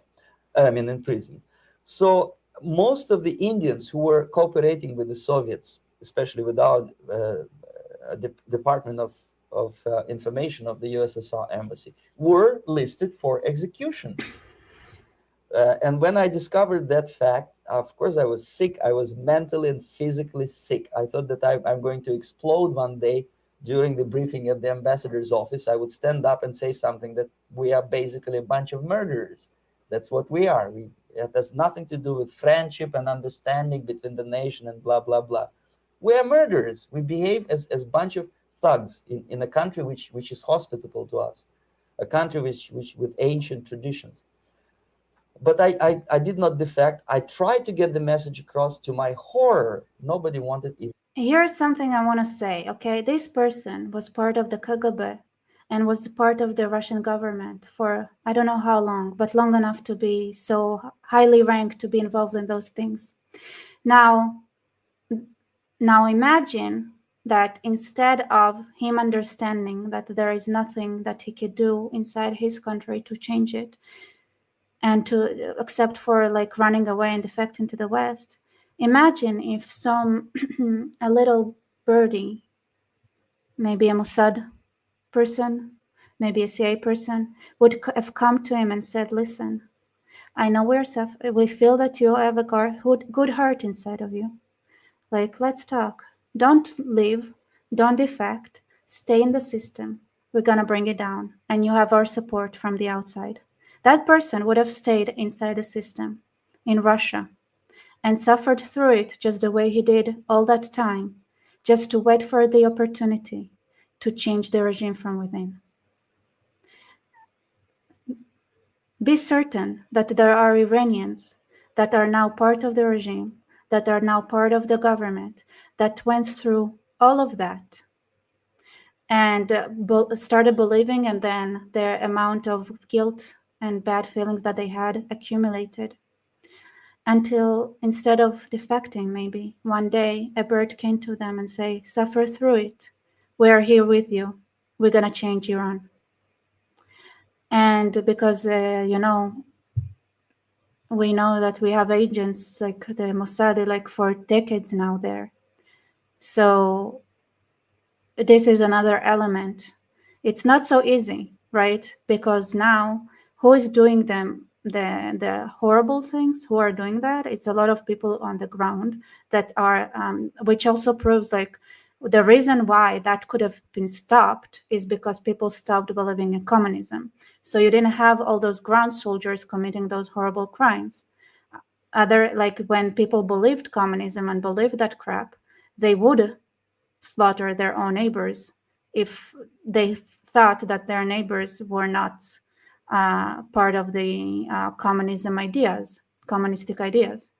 But now we know that, which is still what's happening in Iran. So I want to explain like where's the difficulty is because how much stronger is Islamic indoctrination because it's older. So this is where we're at right now. So my guess is that there are a lot of people like that in the government, but there are a lot of also foot soldiers that are Islamic like fanatics who are more than willing to execute people on the spot. And I also want to emphasize it because before that somebody asked who would win, the communist or the Islamist. This is exactly why the Islamists win, because they have perfected this mind control mechanism for over a millennia now to the degraded morality so much that is way beyond what communism managed to do. So yeah. Even to listen, least of all to believe what I had to say. And I tried all kind of tricks. I would leak information through letters or lost documents or something like that, and still I got no message. As somebody is saying, Rebecca, I found the forbidden subject you won't touch: global communist movement forwarded by global financial elites. Next video. I touched that. I touched on that. I talked about it, but here's the thing. I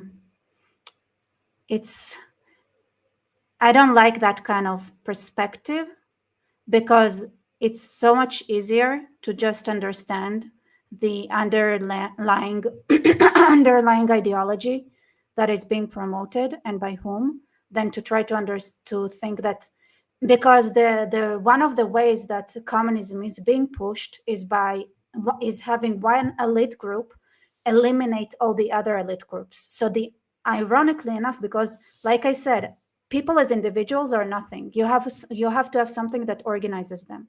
Why is communism strong? Because it's a pyramid, and then you have a lot of useful idiots in them, like on the bottom ranks. And the same with Islam. It's a literal like pyramid scheme. When you have the imams are like, they have complete power, and it's perfect hierarchy. So it's it's a pyramid. So you have those people like that do. So you have to understand that the way that you make sure that you take over society is by one elite group eliminating all the other elite groups. And when you talk about elites and just focus on elites, the people on the ground do not understand that you have to have, if you have different elite groups, this is when you're saved. And if you have one elite group, this is when you're doomed. So it's a very, very dangerous game to play. And I know people would not understand the importance of having competing elite groups. So here's the thing. So this is what I think.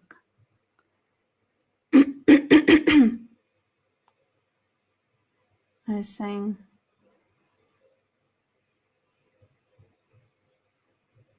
the message was not published even in the conservative mass media of India. The immediate impulse to defect was Bangladesh crisis, which was described by American correspondents as Islamic grassroots revolution, which is absolute baloney. There was nothing to do with Islam, and there was no grassroots revolution. Actually, there are no grassroots revolutions, period. What did I miss? Any revolution is a byproduct of a highly organized group of conscientious. Yes, pyramid schemes. Those are pyramid schemes. And then the first thing they do is to make sure there is no other elite. This is why they always target the Jews. The Jews are always an elite because they are philosophical, whether they're poor or not. It's a philosophical elite, and they're perceived by the population as an elite. So they have to target the Jews as well, because they target every elite that is not them. And this is how they take over. And people think like that's exactly, it's not grassroots. Those are pyramid schemes. Conscientious and professional organizers, but has nothing to do with grassroots. In Bangladesh, it was nothing with grassroots. Most of the Awami League party members, Awami League means People's Party, were trained in Moscow in the high party school. Most of the Mukti Fauj leaders, Mukti Fauj in Bengali means People's Army, same as SWAPO and all kind of liberation armies all over the world, the same bunch of useful idiots. They were trained at Lumumba University and various centers of the KGB in Simferopol, in Crimea, and in Tashkent. So when I saw that Indian territory is being used as a jumping board to destroy East Pakistan, I saw myself thousands of so-called students traveling through India to East Pakistan, through the territory of India, and Indian government pretended not to see what's going on. They knew perfectly well. The Indian police knew it. The intelligence department of the Indian government knew it. The KGB, of course, knew it. And the CIA knew it. That was most infuriating, because when I defected and I explained to the CIA debriefers they should watch out because East Pakistan is going to erupt any moment, they said I was reading too many James Bond novels. Anyway, so East Pakistan was doomed. One of my colleagues in the Soviet consulate in Calcutta, when he was dead drunk, he ventured into the basement to relieve himself. And he found big boxes which said printed matter to Dhaka University. Dhaka is the capital of East Pakistan. And since he was drunk and curious, he opened one of the boxes and he discovered not printed matter. He discovered Kalashnikov guns and ammunition in there. Anyway, it's a long story. When I saw the preparations for the invasion into East Pakistan, obviously I wanted to defect immediately. The only thing I couldn't at that time make up my mind when and where and how. One of the reasons, of course, you see, I was in love with India. I mentioned that before. I spoke the languages. I socialized with people. And I understood that I had to act fast unless I want this beautiful country to be permanently and irreparably damaged by our presence. One of the reasons not to defect was, as you can see, I was living in relative affluence. Who the hell in a normal mind would defect and do what? To be abused by your media, to be called McCarthyist and fascist and paranoid, or to drive a taxi in New York City? What for? What the hell for should I defect? to be abused by Americans, to be insulted in exchange for my effort to bring the truthful information about impending danger of subversion. As you can see, I was living in quite a comfortable conditions next to swimming pool where Indians. Mr. Shmuel, I'm gonna say and admit that when it comes to James Bond, I'm completely illiterate and uneducated. Not only did I not read any novels, I didn't even watch any series or movies that have to do with James Bond. That's how illiterate I am when it comes to James Bond. So I don't know why you think that I've been reading too many James Bond novels, but I haven't been.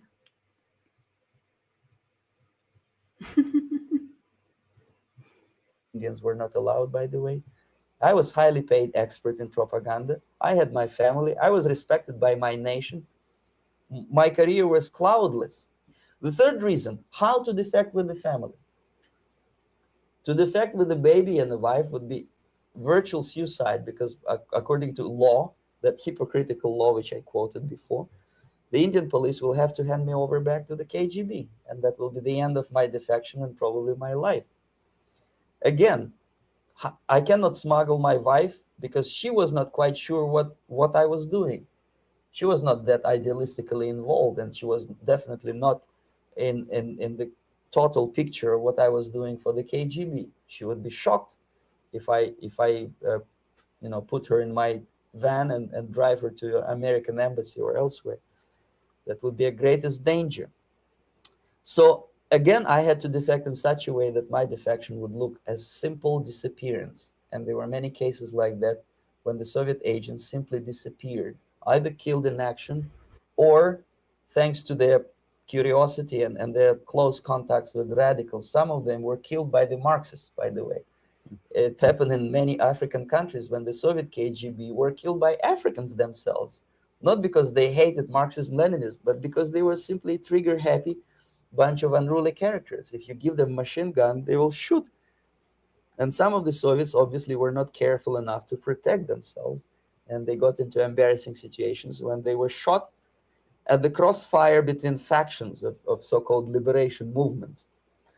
Anyway, so I decided, as I said, to study the counterculture. I decided this probably would be the best way to disappear. I socialized with characters like this. On the left, you see, he's a barefoot American hippie. It took me quite a long time to study exactly what they were doing and how to mix with them. But eventually I did it. Most of Indian newspapers carried my picture and promise of 2,000 rupees for information about my whereabouts.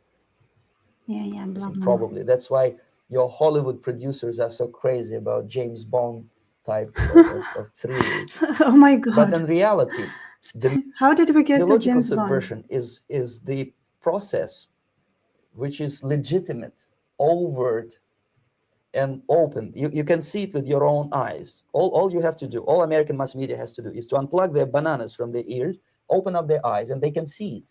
There's no mystery. There's nothing to do with espionage. I know that espionage intelligence gathering looks more romantic. It sells more deodorants through the advertising, probably. That's why your Hollywood producers are so crazy about James Bond type of thrillers. But in reality, the main emphasis of the KGB is not in the area of intelligence at all. According to my opinion and opinion of many defectors of my caliber, only about 15% of time, money, and manpower is spent on espionage as such. The other 85% is a slow process, which we call either ideological subversion or active measures, активные мероприятия in the language of the KGB, or psychological warfare. What it basically means is to change the perception of reality of every American to such an extent that despite of the abundance of information, no one is able to come to sensible conclusions in the interests of defending themselves, their families, their community, and their country. It's a great brainwashing process, which goes very slow, and it's divided in 4 basic stages. The first one being demoralization. It takes from 15 to 20 years to demoralize a nation. Why that many years? Because this is the minimum number of years which requires to educate one generation of students in the country. Okay, this part is very important, and I'm going to go back a little bit so that even the Americans that were subverted could understand. Maybe, probably not. Maybe the probably lost cause, but whatever. Yeah, and it's important. Very interesting. Well, you spoke several times before about ideological subversion. That is a phrase that I'm afraid some Americans don't fully understand. When the Soviets used the phrase ideological subversion, what do they mean by it? Ideological subversion is the process which is legitimate, overt, and open. You can see it with your own eyes. All you have to do, all American mass media has to do, is to unplug their bananas from their ears, open up their eyes, and they can see it. There is no mystery. There's nothing to do with espionage. I know that espionage intelligence gathering looks more romantic. It sells more deodorants through the advertising, probably. That's why your Hollywood producers are so crazy about James Bond type of thrillers. But in reality, the main emphasis of the KGB is not in the area of intelligence at all. According to my opinion and opinion of many defectors. It is not about intelligence, it's about removing intelligence from people. So the more stupid you can make the population of your adversaries, the more they're going to fall apart without even one shot taken. Factors of my caliber, only about 15% of time, money, and manpower is spent on espionage as such. The other 85% is a slow process, which we call either ideological subversion or active measures, активные мероприятия in the language of the KGB, or psychological warfare. What it basically means is to change the perception of reality of every American to such an extent that despite of the abundance of information, no one is able to come to sensible conclusions in the interests of defending themselves, their families, their community, and their country. It's a great brainwash. One very good way to understand when somebody is brainwashed is when they talk about their thoughts about what Israel is or isn't, and then they come out of like Israel is controlling. Like if they don't start the conversation with, is Israel important to Americans' defense? And then try to understand why. And by understanding why, if you don't ask the question of what would happen if Israel disappeared, for example, what would be their cost? And then what would be the cost if America is not aligned with Israel? And what would be the cost of Israel going against America as well? So those are the three questions you have to ask yourself. It's that simple. And yet everybody's talking about the Israeli influence on the United States and bullshit like that. That doesn't really influence that too much, right? It's relatively speaking, it's not a lot of money. Nobody's like, forget about the money. Think about the survival and like what's going to happen to America itself if it, like when you choose allies. And yet nobody comes from that direction. And that is classical. You lost the ability to understand that what's most important is whether or not something is defending your physical safety or not. That's the number one thing. Number one. Shana Thornton, thank you for your support again. This is actually a concept that's talked about in the screw type letters. Devils don't tempt human by giving them bad ideas, but by removing good ideas. Exactly. If the number one question is not how do we defend America itself, right? A lot of people are like, what about American bases? What about American soldiers? Well, why are they there to begin with? What about American civilians? You have soldiers. So that, like, this is something that is done also by the Israeli leftists, right? Like, you know that their mind is subverted because they worry more about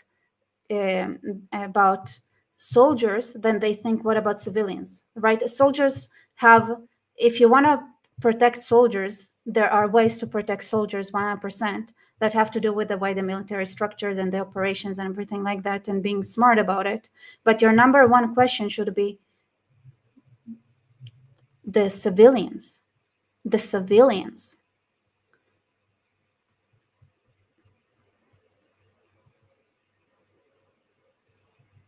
Brainwashing. Because like if you cared about the civilians in America, you would bring up the statistics of how many are being affected by the open, like the immigration policies, like, right, how many more rapes, how many more murders, because these are civilian casualties.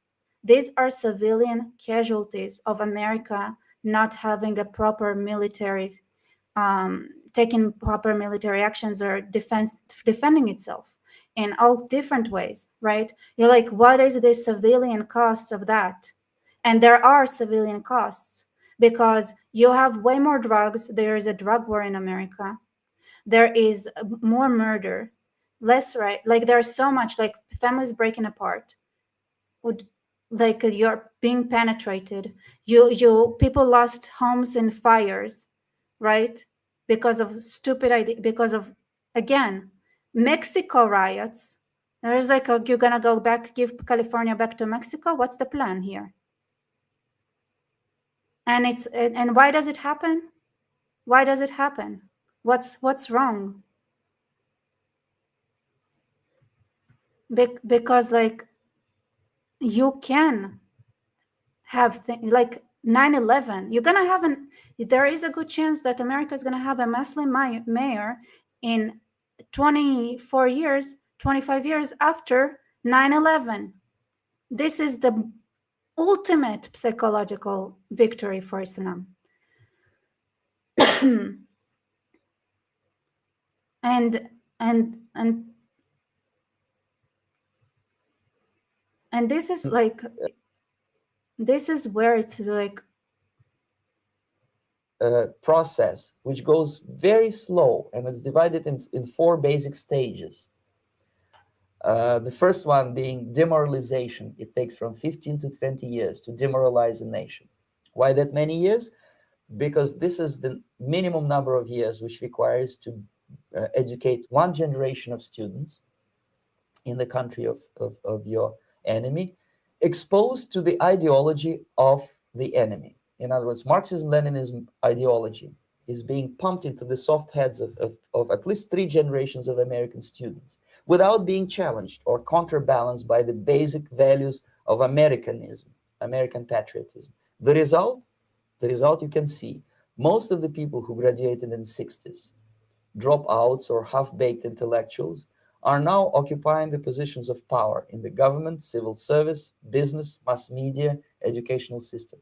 You are stuck with them. You cannot get rid of them. They are contaminated. They are programmed to think and react to certain stimuli in a certain pattern. You cannot change their mind, even if you exactly, expose them to authentic information, even if you... This is so important. This, what he's saying, is exactly true. This is why I don't try to convince those who are like against Israel or Muslim or whatever, or communist. Like, I don't believe in it. The only thing, once person is contaminated, the only thing you can do is to try to make people who are not contaminated understand that they have to take arms. That's the only thing. That's the only thing you can do. If you prove that white is white and black is black, you still cannot change the basic perception and the logic of behavior. In other words, these people, the process of demoralization is complete and irreversible. Yeah. To get rid society of these people, you need You another 20 or honestly, or like put them in place if they're like small enough of a population. But like your university graduates that are like their minds went, that's it. There is no way back. or 15 years to educate a new generation of patriotically minded and common sense people who would be acting in favor and in the interests of the United States society. And yet these people who've been programmed and, as you say, in place, and Yes. who are favorable to an opening with the... I cannot say it enough times. People who had been programmed are lost cause. They are a lost cause. The chances of them flipping around is only via trauma, and a severe one at that. With the Soviet concept. Mm-hmm. These are the very people who would be marked for extermination in this country? Most of them, yes. Simply because the psychological shock when they will see in future what the beautiful society of equality and social justice means in practice, obviously they will revolt. They will. The Torah is the world. Yes, I know you cannot accept it, but it's only true, maybe, if you believe in Chazara B'Tshuva. But most of the world does not believe that change is possible. So I would be very, very careful with thinking that they can be reversed. Jews might be able to reverse because of Jewish education that believes that humans can change and improve. But if kids don't learn it and then don't believe it themselves, they don't think they can change. They don't have that belief system installed in them. And by the way, Judaism is the only culture in the whole world that believes a person can change, historically speaking. You have to understand that maybe, Rebecca, you cannot accept that, maybe because you are Jewish and you think about Jews. Remove Jews. Jews believe that change is possible, and there is a good reason that there are a good amount of Jews who do change. But other than Jews and maybe Christians, and Christians because it's a form of Judaism, they cannot change. So the farther they are from Judaism and Christianity, the less likely it is that they would change. So it's a mental illness, and this is how it should be regarded. Irreversible mental illness. They will be very unhappy, frustrated people. And the Marxist-Leninist regime does not tolerate these people. They will join the links of dissenters, dissidents. Yes. Unlike Why I guess that Jews can do everything? I take it with a grain of salt, because some Jews cannot. But more Jews are an outlier in many things.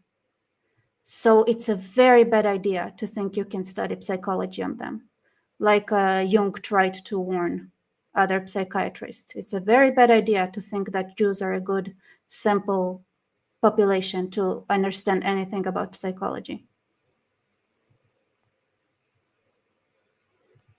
Unlike in present United States, there will be no place for dissent in future Marxist-Leninist America. Here you can get popular like Daniel Ellsberg and filthy rich like Jane Fonda for being dissident, for criticizing your Pentagon. In future, these people will be simply squashed like cockroaches. Nobody is going to pay them nothing for their beautiful, noble ideas of equality. This they don't understand, and it will be greatest shock for them. So Soros is a Jew. That's something that comes up a lot. But the Soros family, wasn't Jewish for several generations before the famous Soros, as a child, sold Jews to the Nazis. They were genetically Jewish, yes, but they left Judaism for like several generations before Soros, the famous Soros. Like they left Judaism a very long, which means that there are several generations of the Soros family that didn't have education, Jewish education, before the Soros that we all love so much started the open society, whatever bullshit ideas he has.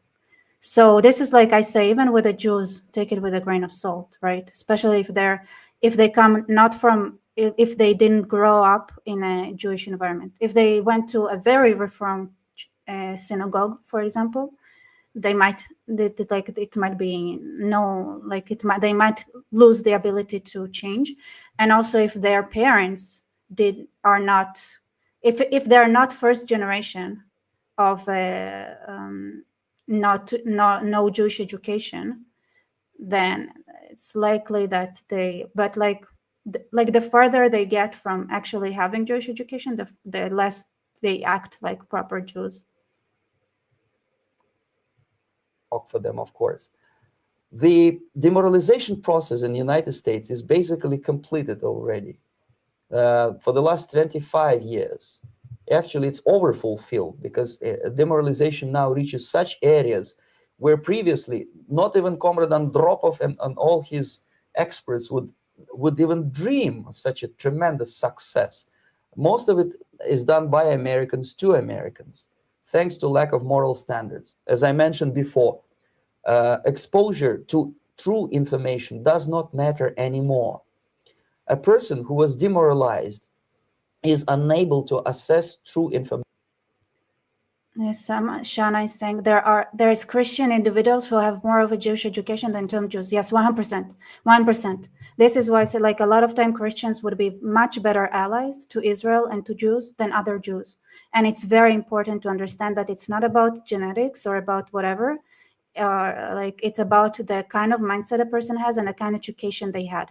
If they had a proper education that is based on Jewish values, they could be Christian. A lot of Christians had proper Jewish education when a lot of Jews did not have proper Jewish education. And those Christians would be a lot more similar to how, psychologically, to how Jews are supposed to be behaving.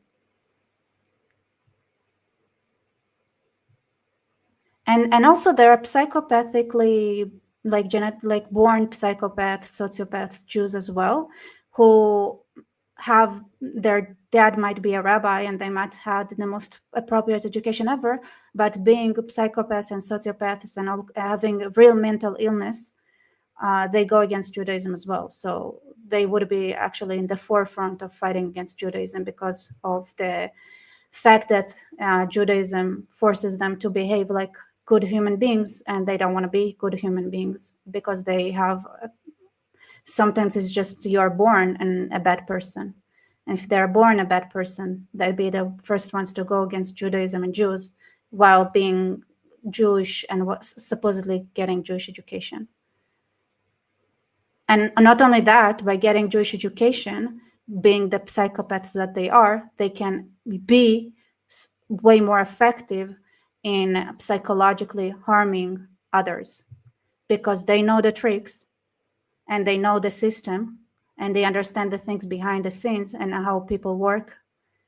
So they are the ones that would know exactly how to subvert it to be the actual greatest enemies of humanity. Information. The facts tell nothing to him.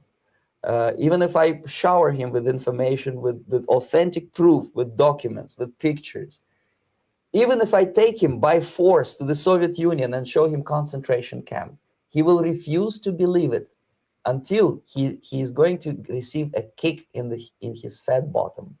When a military boot crashes his balls, then he will understand, but not before that. That's the tragic of the situation of demoralization.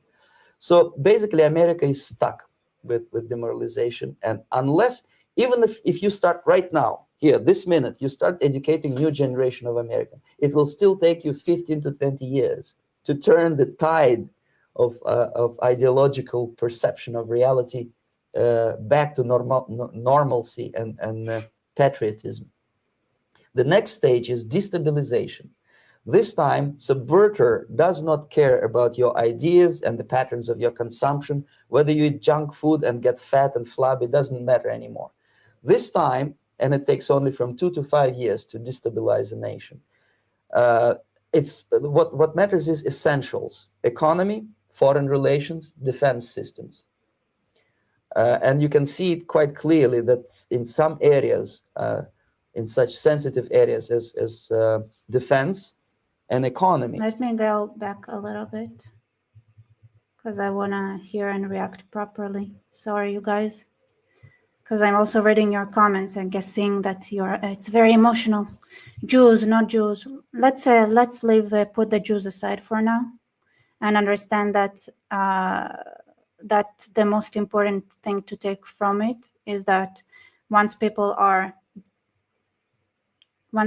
minds went, there is no way back, like literally no way back. The only thing you can do is contain them and limit their influence. That's the only thing you can do. And you can be as creative as you want about how to make sure that you limit their movements and limit their influence. That's the thing I want to say.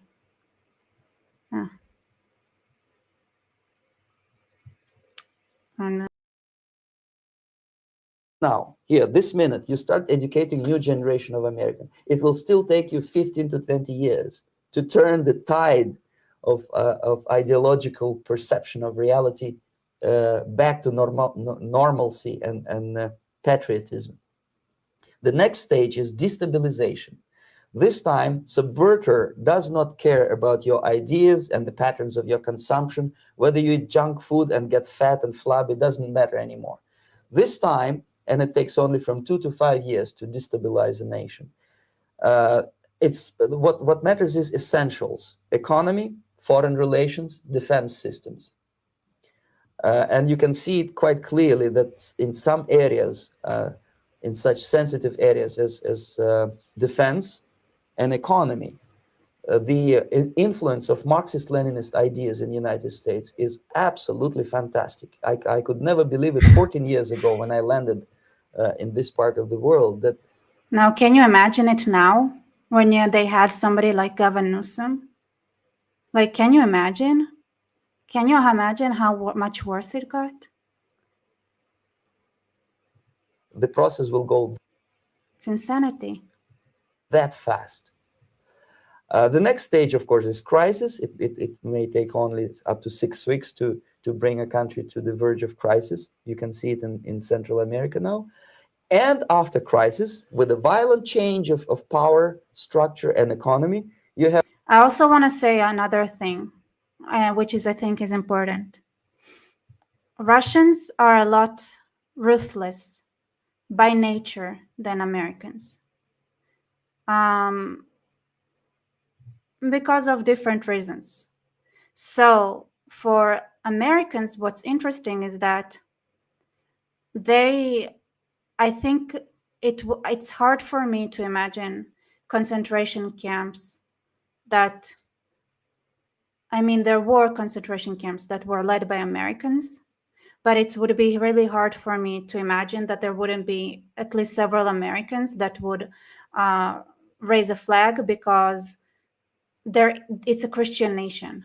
It's a Christian nation, and it's a Christian nation that is based not on the teachings of the church, the way the Russians were taught by the they didn't go and study the Bible. They are Christians in a sense that they were told that they are Christians by authority and by church. So they didn't really they don't. So it's very different from the Protestant evangelical and even other aspects of Christianity in America.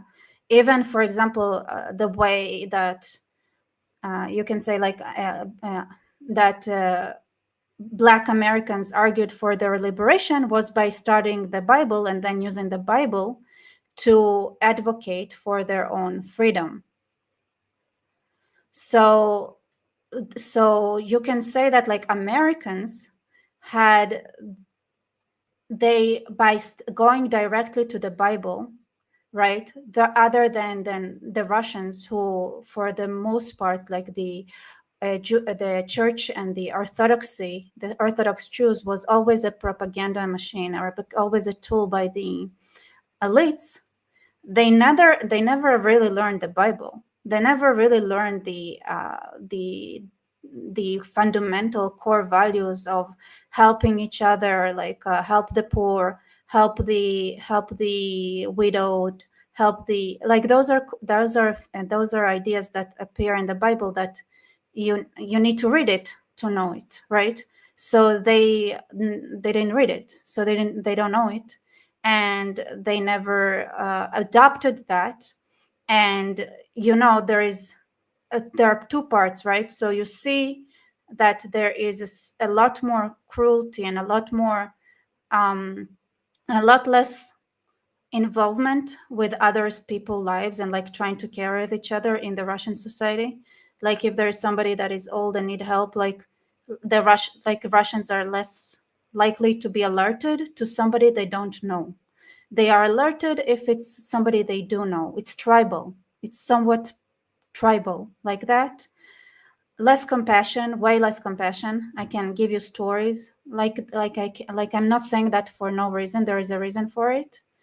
and versus the Americans who really, really studied like the Bible, and then therefore like the ideas of compassion and taking care of your neighbor are way stronger in American society.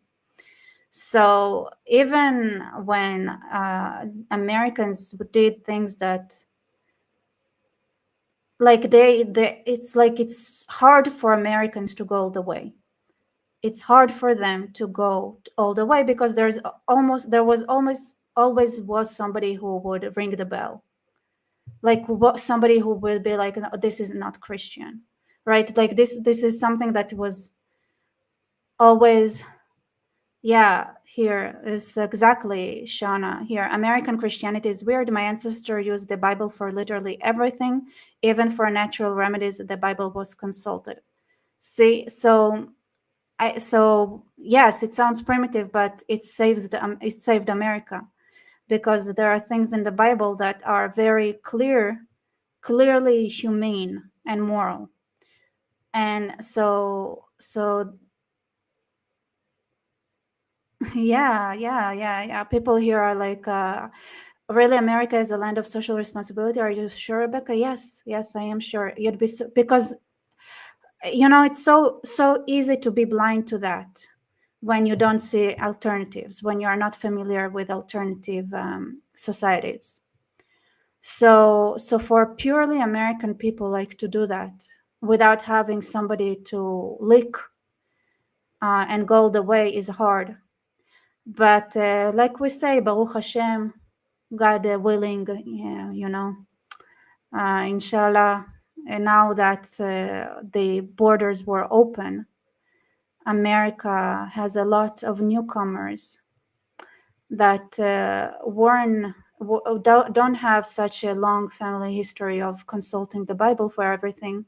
And there would be people who are mentally able to make sure concentration camps work all the way through, meaning not halfway, not half-assed, the way Americans did until now, but all the way, properly. You have so-called the period of normalization. It may last indefinitely. Normalization is a cynical expression borrowed from Soviet propaganda. When the Soviet tanks moved into Czechoslovakia in '68, Comrade Brezhnev said, now the situation in brotherly Czechoslovakia is normalized. This is what will happen in the United States if you allow all these schmucks to bring the country to crisis, to promise people all kind of goodies and the paradise on earth, to destabilize your economy, to eliminate the principle of free market competition, and to put a big brother government in Washington, D.C., with benevolent dictators like Walter Mondale, who will promise lots of things, never mind whether the promises are fulfillable or not. He will go to Moscow to kiss the bottoms of new generation of Soviet assassins, never mind. He will create false illusions that the situation is under control. Situation is not under control. Situation is disgustingly out of control.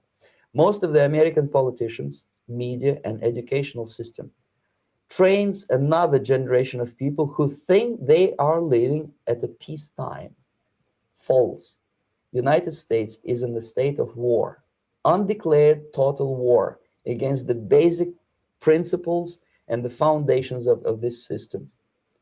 And the initiator of this war is not Comrade Andropov, of course. It's the system. However ridiculous it may sound, the world communist system or the world communist conspiracy, whether I scare some people or not, I don't give a hoot. If you are not scared by now, nothing can scare you. But you don't have to be paranoid about it. What actually happens now, that unlike myself, you have literally several years to live on unless the United States wake up.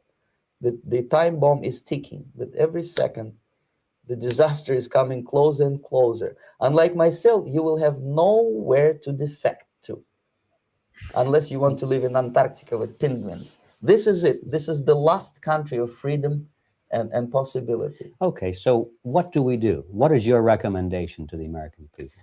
Well, the immediate thing that comes to my mind is, of course, There must be a very strong national effort to educate people in the spirit of real patriotism, number one. Number two, to explain them the real danger of socialist, communist, whatever, welfare state, big brother government. Again, I want to say and emphasize, this is something I think a lot of Christians might have misunderstood. When the 10 Commandments start with, there will no be God, you will not have a God other than me. This is what the 10 Commandments talk about. You would not put any other kind of ideology rather other than what the Bible is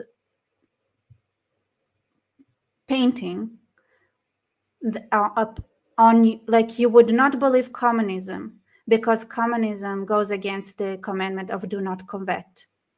You will not believe in socialism, or because I don't know what socialism even is, but anyway, the Bible is basically describing what kind of socialism is healthy to you.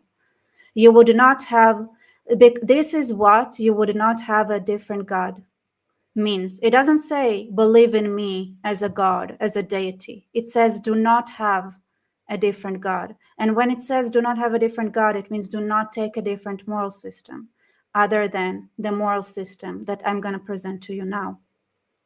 And both socialism and communism, they ignore the commandment that says do not take what's not yours. And by that, you have taken a different God. This is what the statement is about.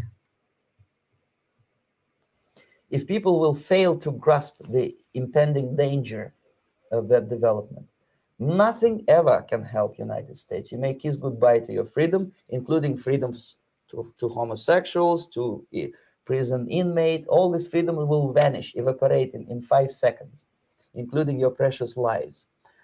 The second thing, the moment at least part of United States population is convinced that the danger is real, they have to force their government. And I'm not talking about sending letters, signing petitions, and all this beautiful, noble activity. I'm talking about forcing United States government to stop aiding communism. Because there is no other problem more burning and urgent than to stop the Soviet military-industrial complex from this. This is why, by the way, you had Jewish terrorism in the United States. I brought Pesach Ben Chaim over to an interview on my channel. He was a terrorist inside of the United States. You'd call, I think you, this is like unfortunately, like it's appropriate, I think.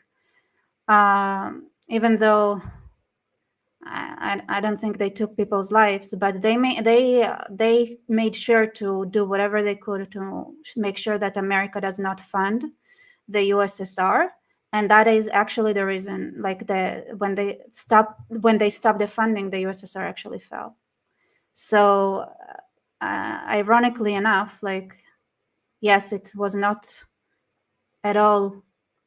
If you have like, if you should watch this interview, like with the Pesach Ben Chaim, to understand what kind of Jewish terrorism there was to make sure that the USSR falls. Sorry. Whatever is left of the free world. And it is very easy to do. No credits, no technology, no money, no political or diplomatic recognition, and of course, no such idiocy as grain deals to USSR. Yeah, and also I want to emphasize, which is brings me back to the thing with the 10 Commandments, how easy it is to explain to a child, right, that communism and socialism, or any idea, right, that goes against the do not covet, do not want what is not yours, do not take what's your neighbor's. It's so easy to explain to a child, and that automatically takes away the power from so many awful ideologies. So many. Just understanding that you don't take things that are not yours. It's not something you don't do. The Soviet people, 270 millions of Soviets, will be eternally thankful to you if you stop aiding a bunch of murderers who sit now in Kremlin and whom President. Yes, yes, exactly. So Rebecca, the Jew, is just saying, follow us, no one else. Yes, yes, I will not shy away from it. There is nothing that was brought to the world which is better for society than Judaism, and obviously whatever systems take Jewish morals. That is Christianity, and also, by the way, human rights. Human rights, it's all Jewish ideas, 100%. 100%. It is all Jewish, and nowhere else were those kind of ideas presented. So yes, follow us because there is one truth. There is one truth, and that's it.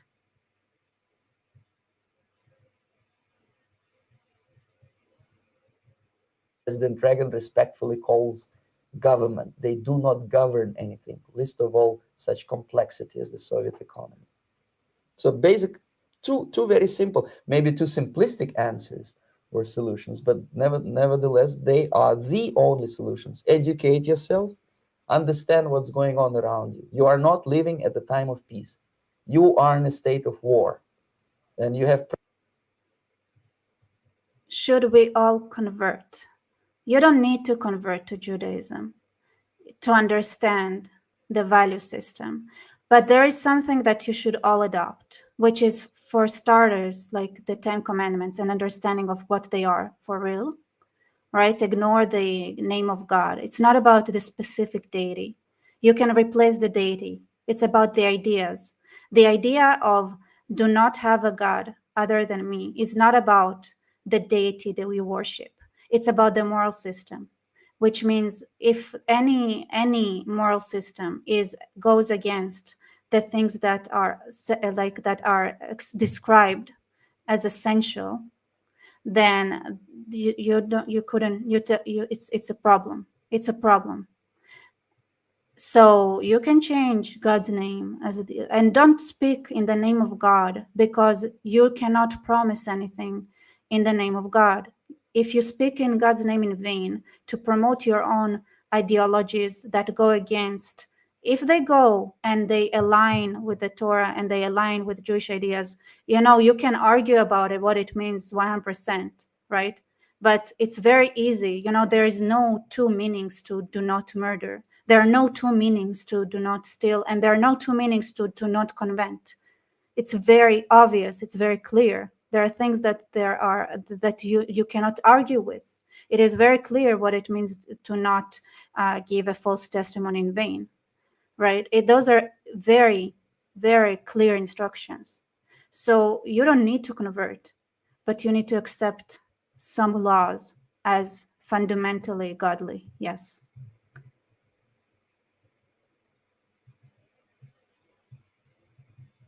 Have precious little time to save yourself.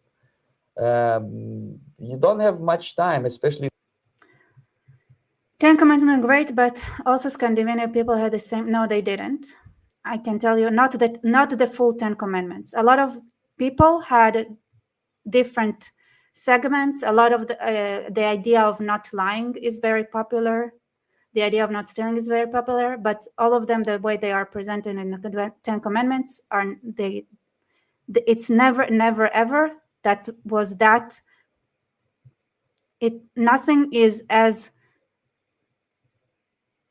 like refined and curated as the Torah. So you not the full 10. You have to have the full 10. You have to have the full 10, and not only that, you have to understand them. To understand that it's not about the deity, it's about the morality. That taking a different God is actually adopting a morality that goes against the Bible. Especially if you are talking about young generation, there's not much time left for convulsions and sexual masturbation to the beautiful disco music. Very soon it will go, just overnight. If we are talking about capitalists or wealthy businessmen, I think they are selling the rope on which they will hang very soon. If they don't stop, if they cannot curb their unsettled desire for profit. And if they keep on trading with the monster of the Soviet communism, they are going to hang very soon. And they will pray to be killed, but unfortunately they will be sent to Alaska probably to manage industry of slaves. It's simplistic. I know it sounds unpleasant. I know Americans don't. Yeah, the Torah is the world thing. The Torah doesn't end with the Ten Commandments. That's just the tip of an iceberg. And also, I have to say, okay, a lot of time the translations are wrong and give the wrong idea. So it's one of the things that are really painful, but it's not something that is easy to understand. So there are translation issues, and there are some misunderstandings that come from the fact that it was a different time and place. So there are also cultural mistranslations. For example, one of the biggest misunderstandings is to think that worshiping one God, it means worshiping one deity, and not understanding that it is about having one moral system. And that it comes from not understanding that every law system in the old world would be presented in a conventional structure that always presented God. So it's a translation and misunderstanding of the context, and also misreading of a lot of things, and also like there is a refinement with time, and there are things that can be changed and should be changed and should evolve. And you can see that even the Torah evolves its laws, but then there are fundamentals that you have to make sure. But those things that evolve, they rarely override anything that's older. It's usually a new understanding, like a new you have to think about it, like, what if you have a more refined society? Then you can allow more refined laws, right? Or refined way of taking care of things.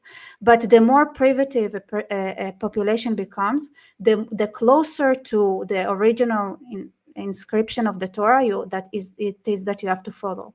Even the stoning part, like the more primitive you get, the more, unfortunately, you have to go to the more brutal parts of the Torah as well.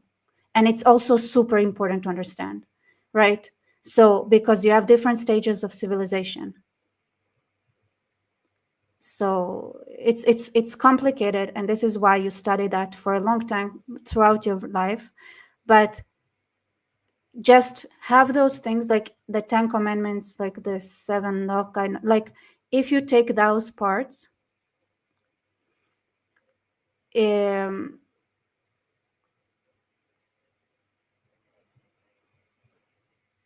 you take those parts that are understandable and are clear, then it solves a lot of problems.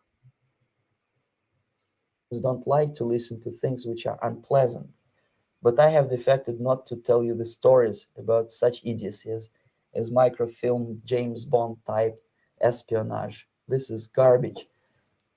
You don't need any espionage anymore.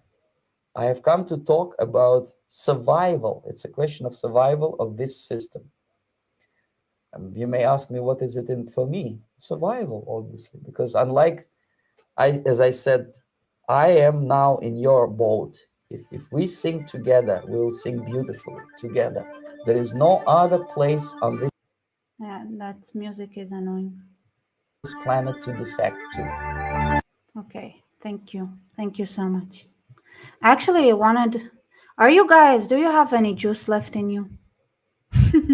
I said, like, in the title, that I plan a very long live. But because I want to talk, and I want to bring an example of a today useful idiot. So are you guys good with it? Because I'm actually thinking, well, if I kind of want to take a 5-minute break to just drink some water. So would you wait for 5 minutes, or can I do it for 2 minutes? Maybe I can put something on background for you to watch. To keep the live going, but change the title. Why?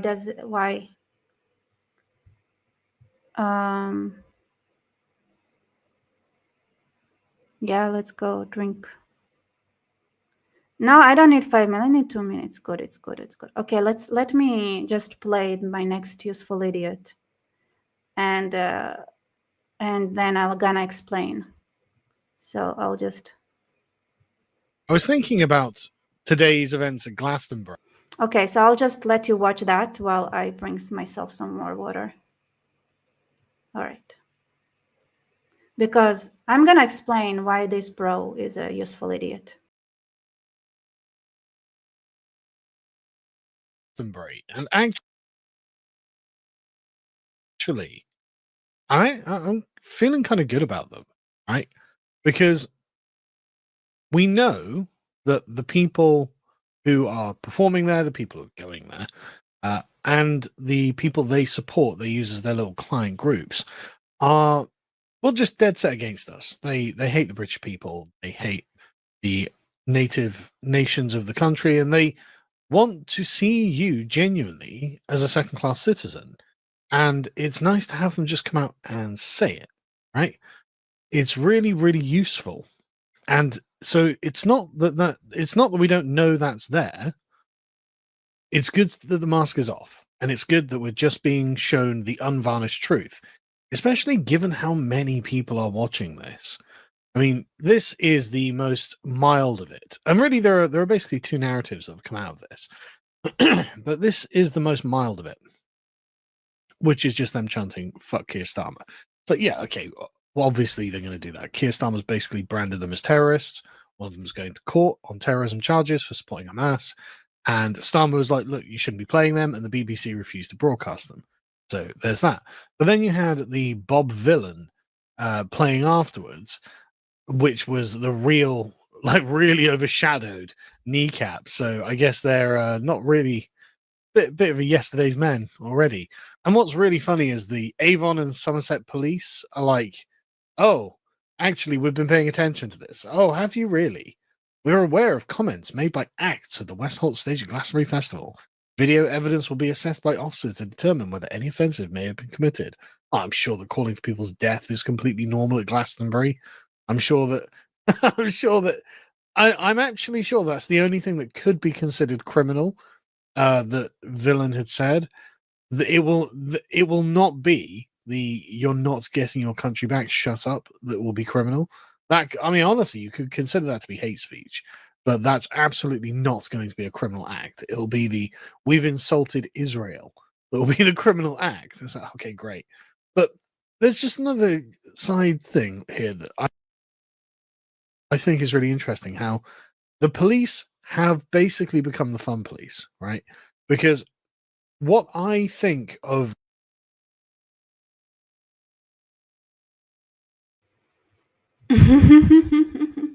Sorry. I came back. I told you I need a break. So I'm gonna have to. What are you? If Rebecca doesn't pause the video soon, I'll be overloaded. I'm sorry. Not only that, I'm not pausing. I'll have to. What is the fun police? All right. What are you guys talking about? Just. Tortilla good with salad. Yes, beautiful. These guys don't have a brain to think. All right, so okay, you know what? Instead of me saying why I think he's a useful idiot,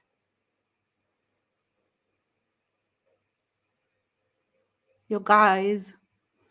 Okay, what do you think? Why do you think I think he's a useful idiot? All right, I'm out. Love the content, love the debate. Come to Texas some days, Rebecca. Well, thank you for being here. Guys, did I lose you? Should I have just went without anything and come back without playing any videos? I don't know.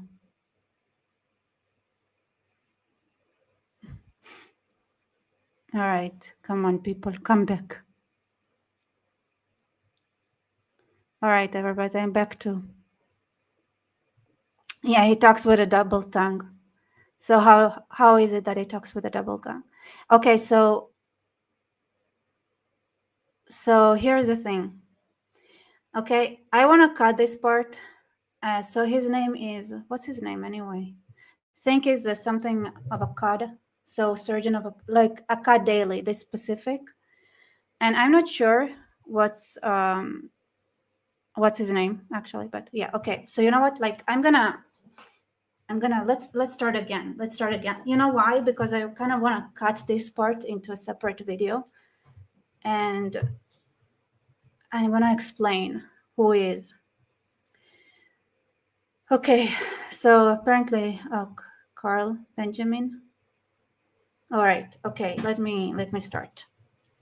No, don't remove. Okay. All right. I'm gonna pretend it's a new video because I want to cut this part. So I just watched live together the part where the ex-KGB agent explains how to brainwash a society, and he said that the leftists in general, academics, not academics, they're the political prostitutes, and they're very low-hanging fruit to push the agenda of communism and idiocracy around.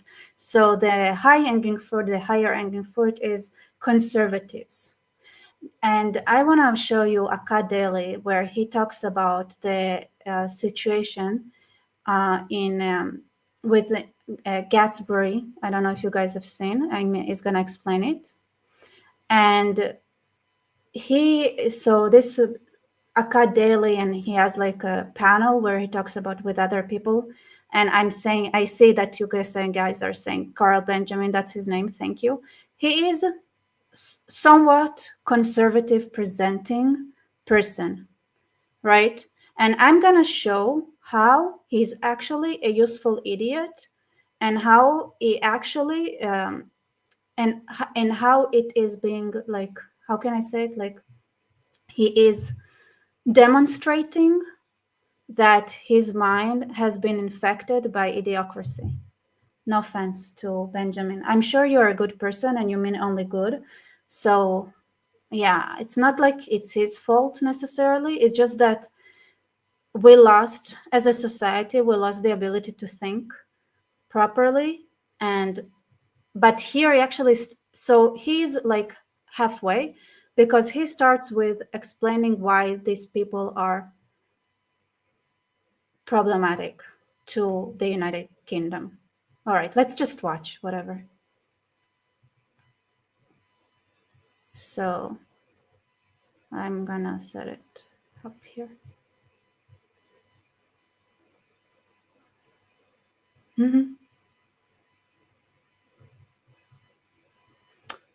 Sargon is actually pretty intelligent. That's his Sargon. I don't know. Oh well. You guys are. So I'll explain. I don't want to be too crude or too rude or too evil, which I usually am, but I'm going to explain. I was thinking about today's events at Glastonbury, and actually, I'm feeling kind of good about them, right? Because we know that the people who... First of all, he shouldn't be feeling good about them. I know what he's trying to say. Like now we can see, like we can all see who these people really are. But that means you have so many people who have lost their minds in your society. Like ex-KGB agent explained nicely, once you have a people like that, you cannot change them. They are a lost cause. So now that we know, so this is where he's failure number one. So where you see that and you say, thank you for showing who you are, it's very important to explain that there is no way back for them. Who are performing there, the people who are going there, and the people they support, they use as their little client groups, are just dead set against us. They hate the British people. They That's hate good. That's important. the native nations of the country, and they want to see you genuinely as a second-class citizen. And it's nice to have them just come out and say it, right? It's really, really useful. And so it's not that we don't know that's there. Okay, I'm gonna speed him up. Is 1.5 too fast? Let's try. It's good that the mask is off, and it's good that we're just being shown. Yeah, okay, that's too fast. So 125. Yeah, it's good that the mask is off. Like, seriously, wasn't the mask off like so long ago? Did you really need to get to this point to get the mask, to see that the mask is off? All right. Being shown the unvarnished truth, especially given how many people are watching this. I mean, this is the most mild of it. And really, there are basically two narratives that have come out. So, sweetheart, what happened is that now that so many people watch it, you need to understand that this is even more dangerous, because that means that's normalized, and you're gonna have more useful idiots following that example. Because once something is on TV, it's not that people are saying what's true or not true. You fundamentally need to understand that this is actually strengthens them. He's wrong, fundamentally wrong, in thinking that them dropping the mask is a good thing. It's actually a step towards taking over. That is the strongest step, one of the biggest ones you can take. Is the most mild of it, which is just them chanting "fuck Keir Starmer." So yeah, okay, well, obviously they're going to do that. Keir Starmer's basically branded them as terrorists. One of them is going to court on terrorism charges for spotting a mask. I mean, they are terrorists. And Starmer was like, look, you shouldn't be playing them, and the BBC refused to broadcast them. So there's that. But then you had the Bob Villain playing afterwards. So this is actually what happened. So Kneecap, that were branded as communists, and BBC didn't play, like didn't broadcasted them. They ended up being like, there's Bob Villain. I'm pretty sure wasn't Bob Dylan a Jew, and they chose the name Bob Villain. Whatever. Which was the real, like, really overshadowed Kneecap. So I guess they're not really bit of a yesterday's men already. And what's really funny is the Avon and Somerset police are like, okay, if they were recognized as terrorists, why were they allowed to play? Another important question not asked here, Sir Akkad. Like, oh, actually, we've been paying attention to this. Oh, have you really? We're aware of comments made by acts at the West Holt stage at Glastonbury Festival. Video evidence will be assessed by officers to determine whether any offences may have been committed. Oh, I'm sure that calling for people's death is completely normal at Glastonbury. I'm actually sure that's the only thing that could be considered criminal. That Villain had said that it will not be the "you're not getting your country back, shut up" that will be criminal. That, I mean, honestly, you could consider that to be hate speech, but that's absolutely not going to be a criminal act. It'll be the "we've insulted Israel" that will be the criminal act. It's like, okay, great, but there's just another side thing here that I think is really interesting, how the police have basically become the fun police, right? Because what I think of the acts on the stage aside, from their point of view, and from the point of view of the punters, from the point of view of the organizers, they view this as legitimate political activism, and they view this as a festival. So it's a political festival. They've got together to have fun and do things that they think are appropriate, right? This means that.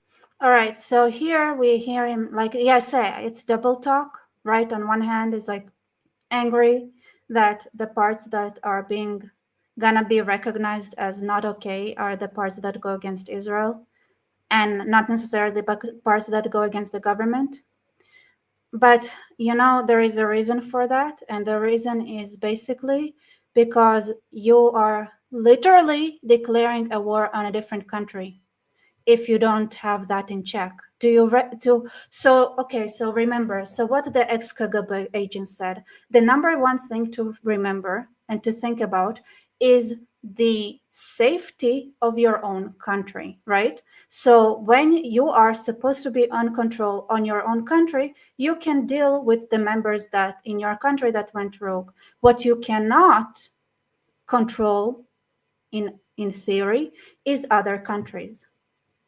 So what you need to understand that when you shout death to the IDF in a concert, and you as a British citizen, you need to be also worried first and foremost to the safety of your own country as a country, and you just broadcasted a chant against a foreign country's army. A chant against a foreign country's army.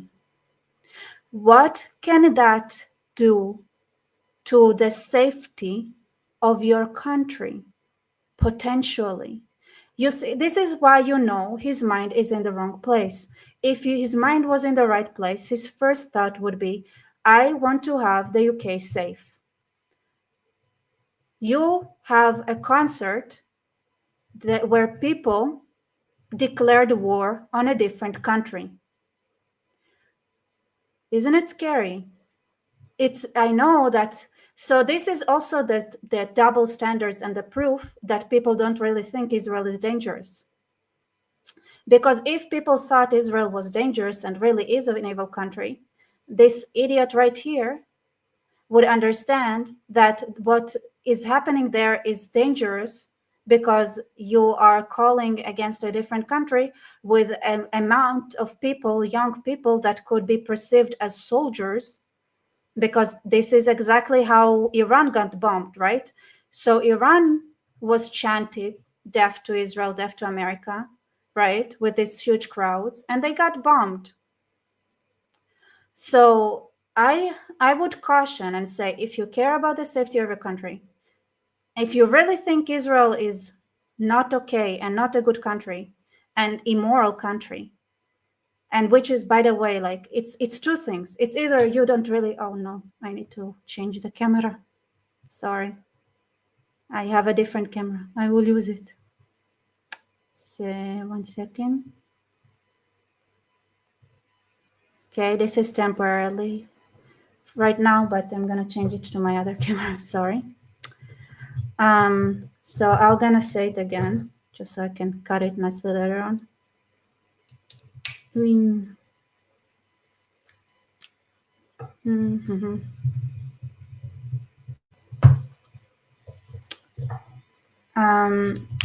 So yeah, so it's either he doesn't put the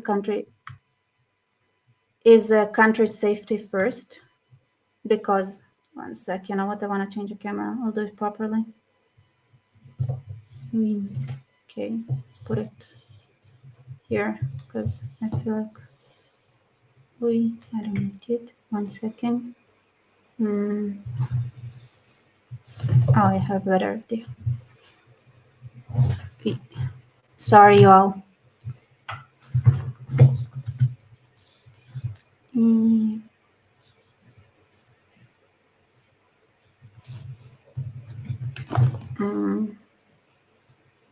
Just sorry. You guys. This is not too. All right. Fine. Okay. Right here. It should be better. Okay. Just want to change. Because I want to have like a proper video. Also, it's a different angle, but whatever. All right, you people. I hope you're okay with that. So, okay, let me start again. If Israel is immoral and problematic, and what they do to Iran and the Palestinians is so scary, then you should be worried about something that looks like a huge, like literally a crowd full of people chanting against this country. You should be worried about it, because basically you're declaring a war. And if you don't think Israel is so evil, and then don't talk shit about it later. The police are basically the fun police throughout all of this, and this is why Kneecap have been doing not well, but like they've been gaining credibility on the left, because they're like, oh yeah, we're against the establishment, and in some ways they are against the establishment. I mean, they were actively supporting terrorism, which obviously the establishment is against. but morally, as in the things they are arguing for, the establishment is 100% behind. Their activism, their rebellion is basically regime-approved rebellion, as in they are ultra-progressives. Keir Starmer is an ultra-progressive, and something not progressive is happening between Israel and Palestine. So Keir Starmer's like, well, look, man, you know, my wife and kids are Jewish. I'm an ultra progressive. So this is something I want to focus on, okay? So he talks about something very unprogressive is happening between Israel and Palestine. And then he says, well, because his Keir Starmer's family is Jewish, he doesn't like it. So first of all, this is just you're being a useful idiot going against the Jews right now, because this is just another reason to hate on the Jews, right? Because not only that the Jews are hated by the left, now they're should be hated by the right because they are shielding or like shielding the like, you know, it's like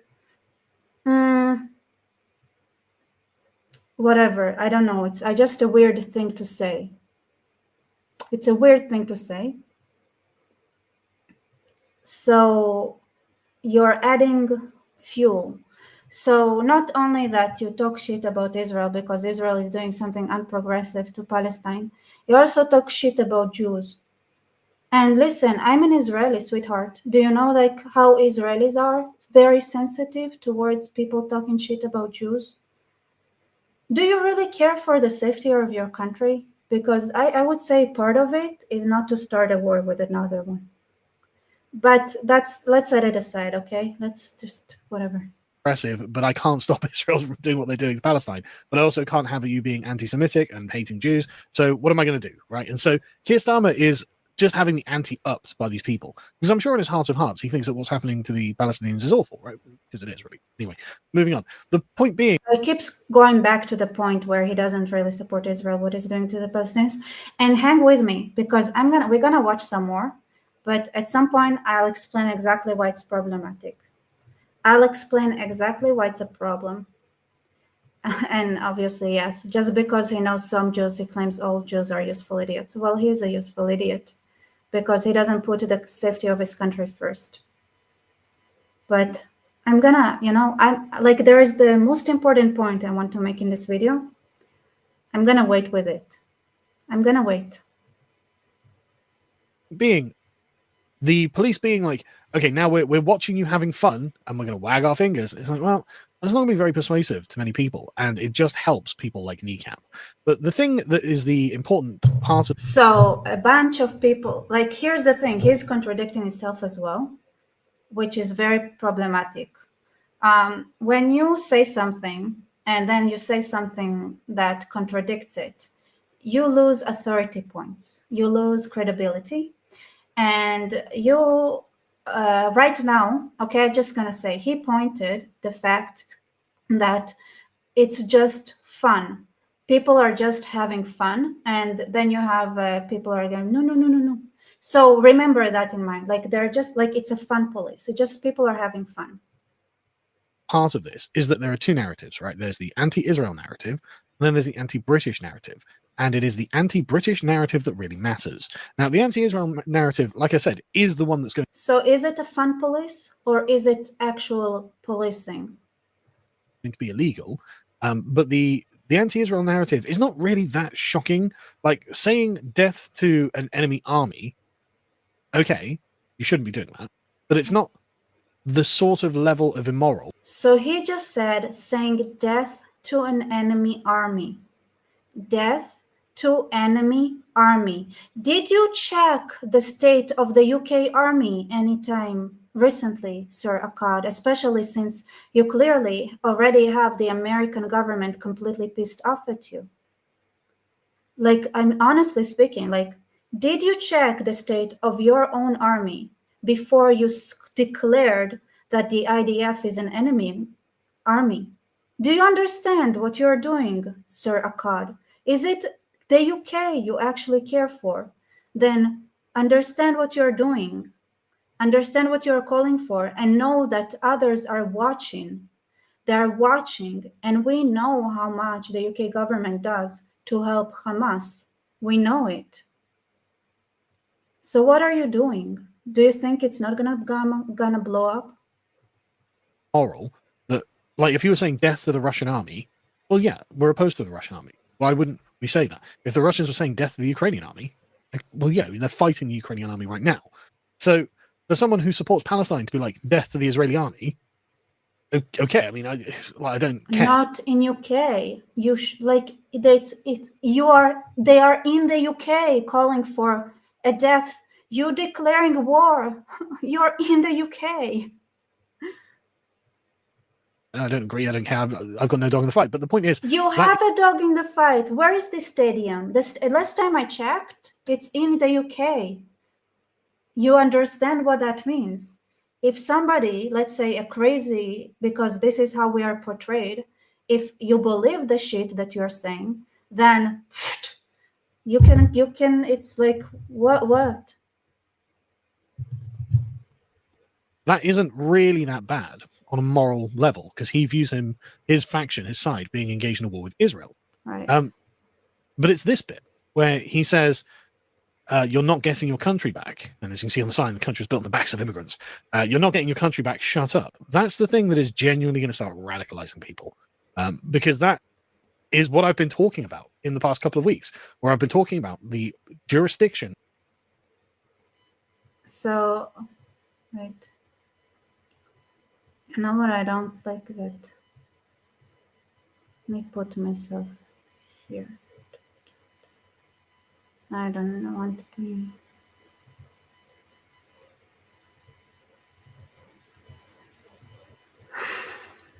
All right, somebody's saying, Sargon is talking about the perspective of the people in the crowd, not his perspective. Sweetheart, the crowd is in the UK. Here's the thing, if he doesn't say those things, then he is risking his own country. Of the British people of Britain. And this is what Eva Powell was talking about. He said that the black man will have the whip hand over the white. And here we have on a stage a guy who's half black at least saying, fuck you, you're not getting your country back. Shut up. Stop complaining. You are going to be a second-class citizen in your own country. And that Right. So you're actually describing what's Iran is at, right? Iran is under occupation. And then you understand the situation that you're describing. Like, I don't think he understands the situation, but and I want to emphasize, this is not the most important part of that I want to emphasize. There is something way more important that I want to emphasize in this video for you all to understand, but I'm holding it because I'm holding the best part to later, because I don't know why. That's the way things are going to be, because all of the power structures around me, including Keir Starmer, who we're also telling to get fucked, agrees that you should be a second-class citizen and that you should, in fact, be dispossessed of your own native land. What exactly is there stopping Israelis from posting his song, this clip, under every person who says "Free Palestine"? They can just be like, "No, fuck you, you're not getting your land, you're not getting your country back. Fuck you, you're not getting your country back." Like I want to say, he is looking at the wrong perspective if he has children. You know what, Jay? I'm gonna let you write why you wrote that comment. I wanna see a continuation to that comment.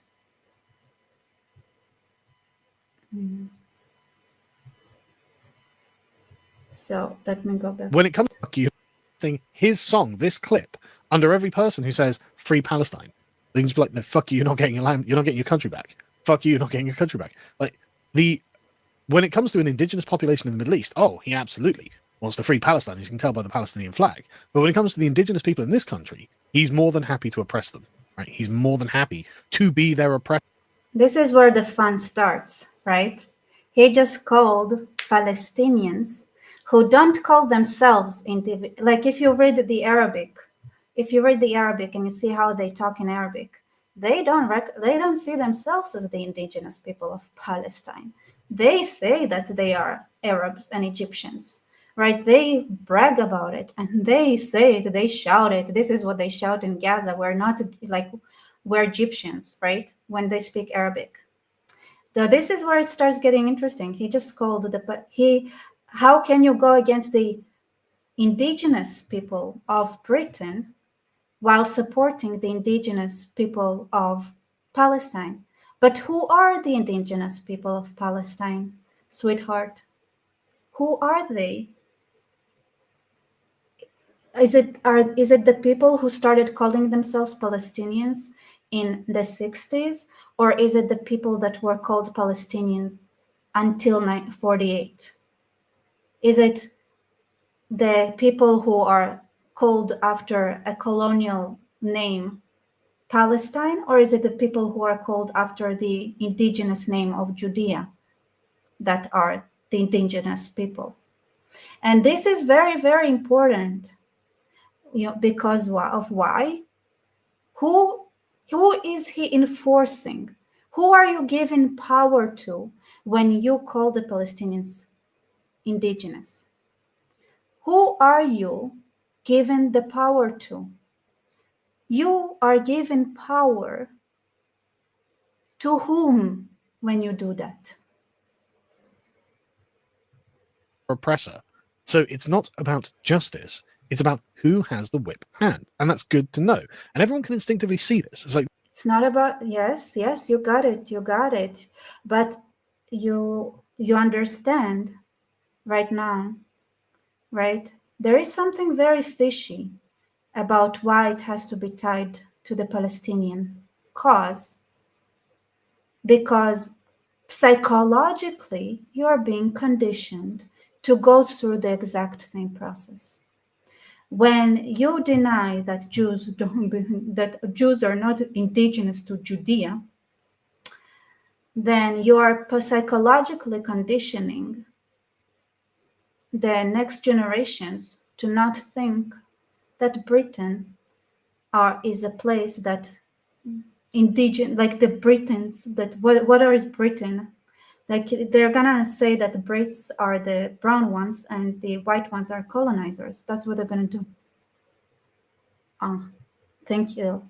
Anyway, I jumped ahead a little bit, but you are normalizing the takeover of your own country, and you are psychologically conditioning the next generations by being a conservative that says the same thing. So you are literally conditioning your own population to think in the necessary way, to like the way it is necessary to think, to become the next not indigenous people.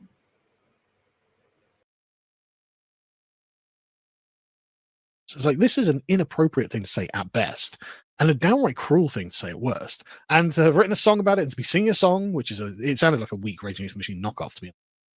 But very interesting how it's gone from "fuck you, I won't do what you tell me" to "fuck you, you're not getting your country back."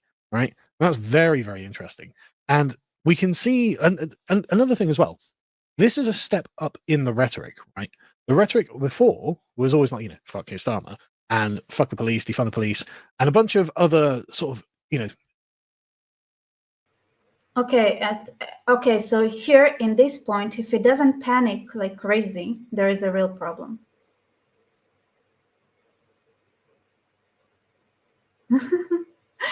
Rebecca, is that all about his video? I don't want to watch him anymore. Yeah, I get it. I actually stopped watching at that point too last time. I kind of wonder. I'm kind of curious about what he says later, though.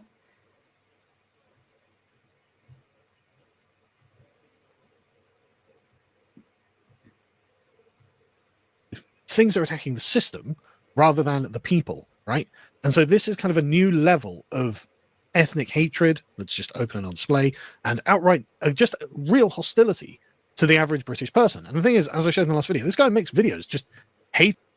So pick a harder target than this guy. Come on. But you see, he dresses up as a conservative, pretends to be one. And obviously, if you know what to look for, every one of them that you're gonna bring is gonna be an easy target. You just know what to look for. It's hard when you don't know what to look for. Hating the average British person, the average Englishman. So it's very interesting how this guy has been elevated up. And there's no way that the progressive left are going to. Also, I want to say that I didn't state yet the reason that I wanted to show you this video the most. Like I didn't get to the point that I was trying to make yet. Like I said, I'm saving the best for later. I don't know if it's the best. It's the most brutal reality pill that I can give you. To not back this guy, right? Because what he represents is the latest sort of incursion on the front. You've got the two lines, the right and the left, fighting each other. And this guy is leading a charge against the right. And the left will back him and go as far as they can. And that's good because honestly, they may find themselves completely encircled in some sort of Calais movement. But the point is, this is a new level of hatred that we're seeing with such a public profile. Like, there's probably something like 500,000 people watching him live. It's being broadcast on the BBC, and everyone is now talking about it. It's like, oh, right, so this is what we're being presented with. It's like, yes, this is what we're being presented with. These are their authentic feelings towards us, the British. It's very important because now I wanted to show that because we can all understand that he understands that these people are dangerous. Okay, this is a very important part of the journey we're taking together to get to the point that I wanted to make. Why are they here again? And so, as you can see, like just a regular. Why are they here again? This is also part of the journey. So we're seeing that he recognizes that they're dangerous, that want to take over. It's kind of a second-class jizya situationship that is happening, and then he says like, why are they here again? Very important. He's saying a lot of things that are very important. People. I mean, Adam Williams is part of the Social Democratic Party, so it's not like he's a radical right winger or something. But even then, he's like, right, okay, this hate of Britain, our heritage and history has no place here, and he's right. Obviously, it's got no place here. And what this is not the sort of we have a consensus here, even by this Adam Williams. Soft leftism of the 2000s. So you can look at someone like Dominic Diamond, who has posted about this. Dominic Diamond, for anyone who doesn't know, is an old school radio DJ from the 90s and the early 2000s. So he was famous and popular during the sort of Tony Blair era of politics.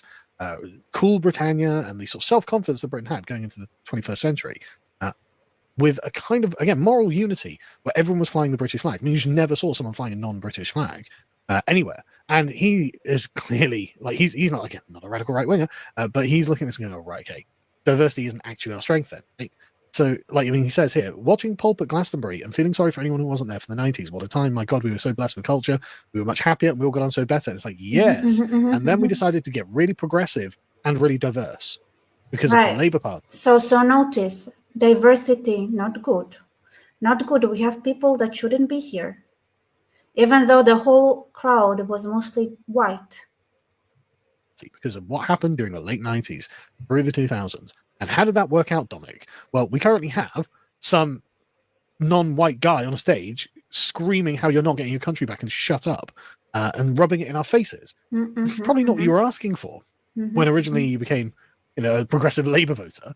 But this is what we've got. So we have to deal with the reality. And like I said, this is going to be one of those sort of watershed moments for lots of people where they're just looking at this going, right, okay, this was a bit too much, wasn't it?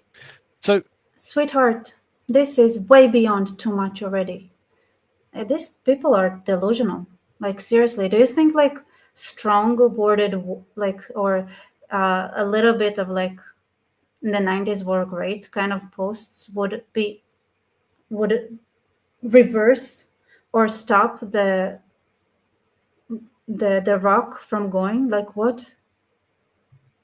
So the important thing, and this is another part, like, this is important. This is, we're taking a journey here because I'm conditioning you to be mentally ready for the point I'm gonna make in the end. I am conditioning you right now. I'm gonna be honest with you. One thing here is to note who came out for the important narrative and the unimportant narrative.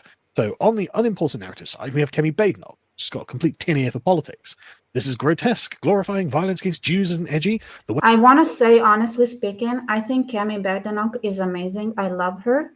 Every time I heard her speak, I was so impressed by her, and she's way too good for Britain.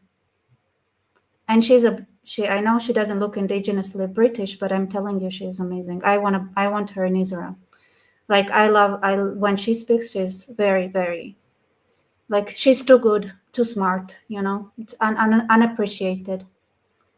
I don't know how much she can reverse the situation, but I really like her.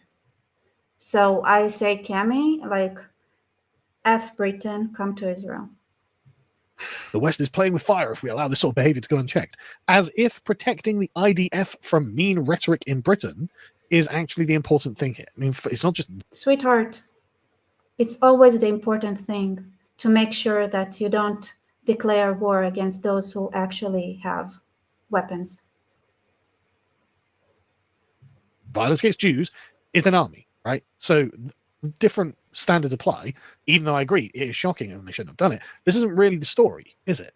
And what's very interesting is that Nigel Farage didn't leap. And what's very interesting is that Nigel Farage didn't leap on the centre-right hand grenade and go, no, I will protect Israel with my life. Nigel Farage retweeted Patrick Christie's saying, quote, if you vote reform, you can have your country back from these lunatics.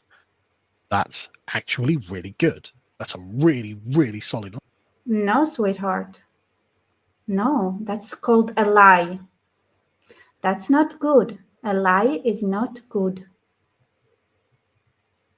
And I'm conditioning you. You take those steps with me because I'll explain what the point I'm gonna, like, you're gonna have to remember all those points when I said, like, remember that we're taking a journey to the point that I'm gonna make in the end. Solid line. And he's just sidestepped the Israel issue because not really about the Israel issue, is it? What it's about is that our country is full of lunatics and we need to have the moral jurisdiction over the country and we have to take that back from them. Impressive, actually, to see Farage come out on the right side of this issue. No, sweetheart, because he's not like this thing. You need to be psychologically conditioned and ready for the next steps. What Cami did was preparing you to a certain important leap in thinking that you have to take. He could quite easily have come out on the wrong side of this issue, the Kemi Badenoch side of this issue, but he didn't, and that is to his credit. And like I said, right, we just need them to keep saying these things, right? Like Ismail here saying, cry more, it's our country now. We just need them to keep saying these things. And I genuinely think that... So I'll explain. So when you're going to hear the last point I'm going to make, well, when I finish the journey, I'll explain why Cami, with what she wrote, which he didn't read all the way through, which is important. What Cami tried to do is to take the people to the journey, like to guide them through, to understand a certain truth, for them to hear the next step. Right, there is conditioning, right? First you start with Free Palestine, and then they go, and then at some point they all chant, you're not going to get your country back. And they talk about Britain. There are steps to condition the population to psychologically open their chakras to new ideas. Okay?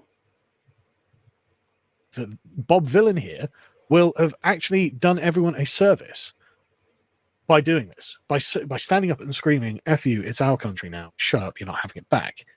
That, I mean, when I'll explain why what Cami did is actually psychologically opening the right chakras versus these two that he thinks did better than her, it's not taking you through the right journey. To do that on such a large platform with such a huge amount of reach behind it is, I mean, that's so advantageous to us, right? That's such a good thing for us. Like, we need this rammed down the throat of every person in Britain. So even the wet moderates are like... No, because he doesn't understand human psychology. It would only get them stronger, the side that you don't want to support. But what did he say? Do we all agree with that, do we? Oh, I didn't realize where this was going. So, like I said, basically what we want is for them to just keep talking. Make sure everyone you know has seen this clip. This needs to be the most famous clip of the entire... Here, okay, you're welcome. I'm helping you with that, sir. All right, so we finished this bit of torture. Here's what the truth is, okay? Let me explain it. How do I explain it nicely, okay? You have a people that are lost cause, as the ex-KGB agent had explained to you. There is nothing you can do to reverse it, and there are people who are extremists in your midst. Why is the Jews part and what Cami wrote conditioning you to the right directions?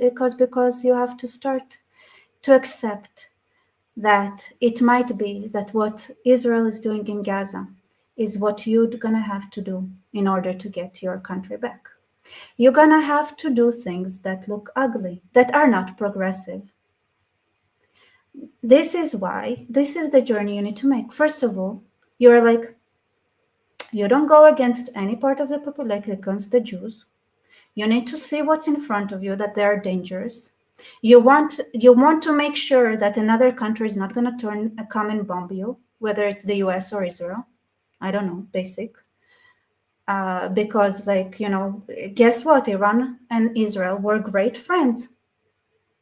Were they before in the 79, before the Shah fell? Israel wanted to.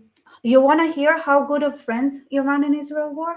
Israel wanted to develop their military jets, their military airplanes. They wanted to build an industry in Iran. They wanted to build their planes in Iran.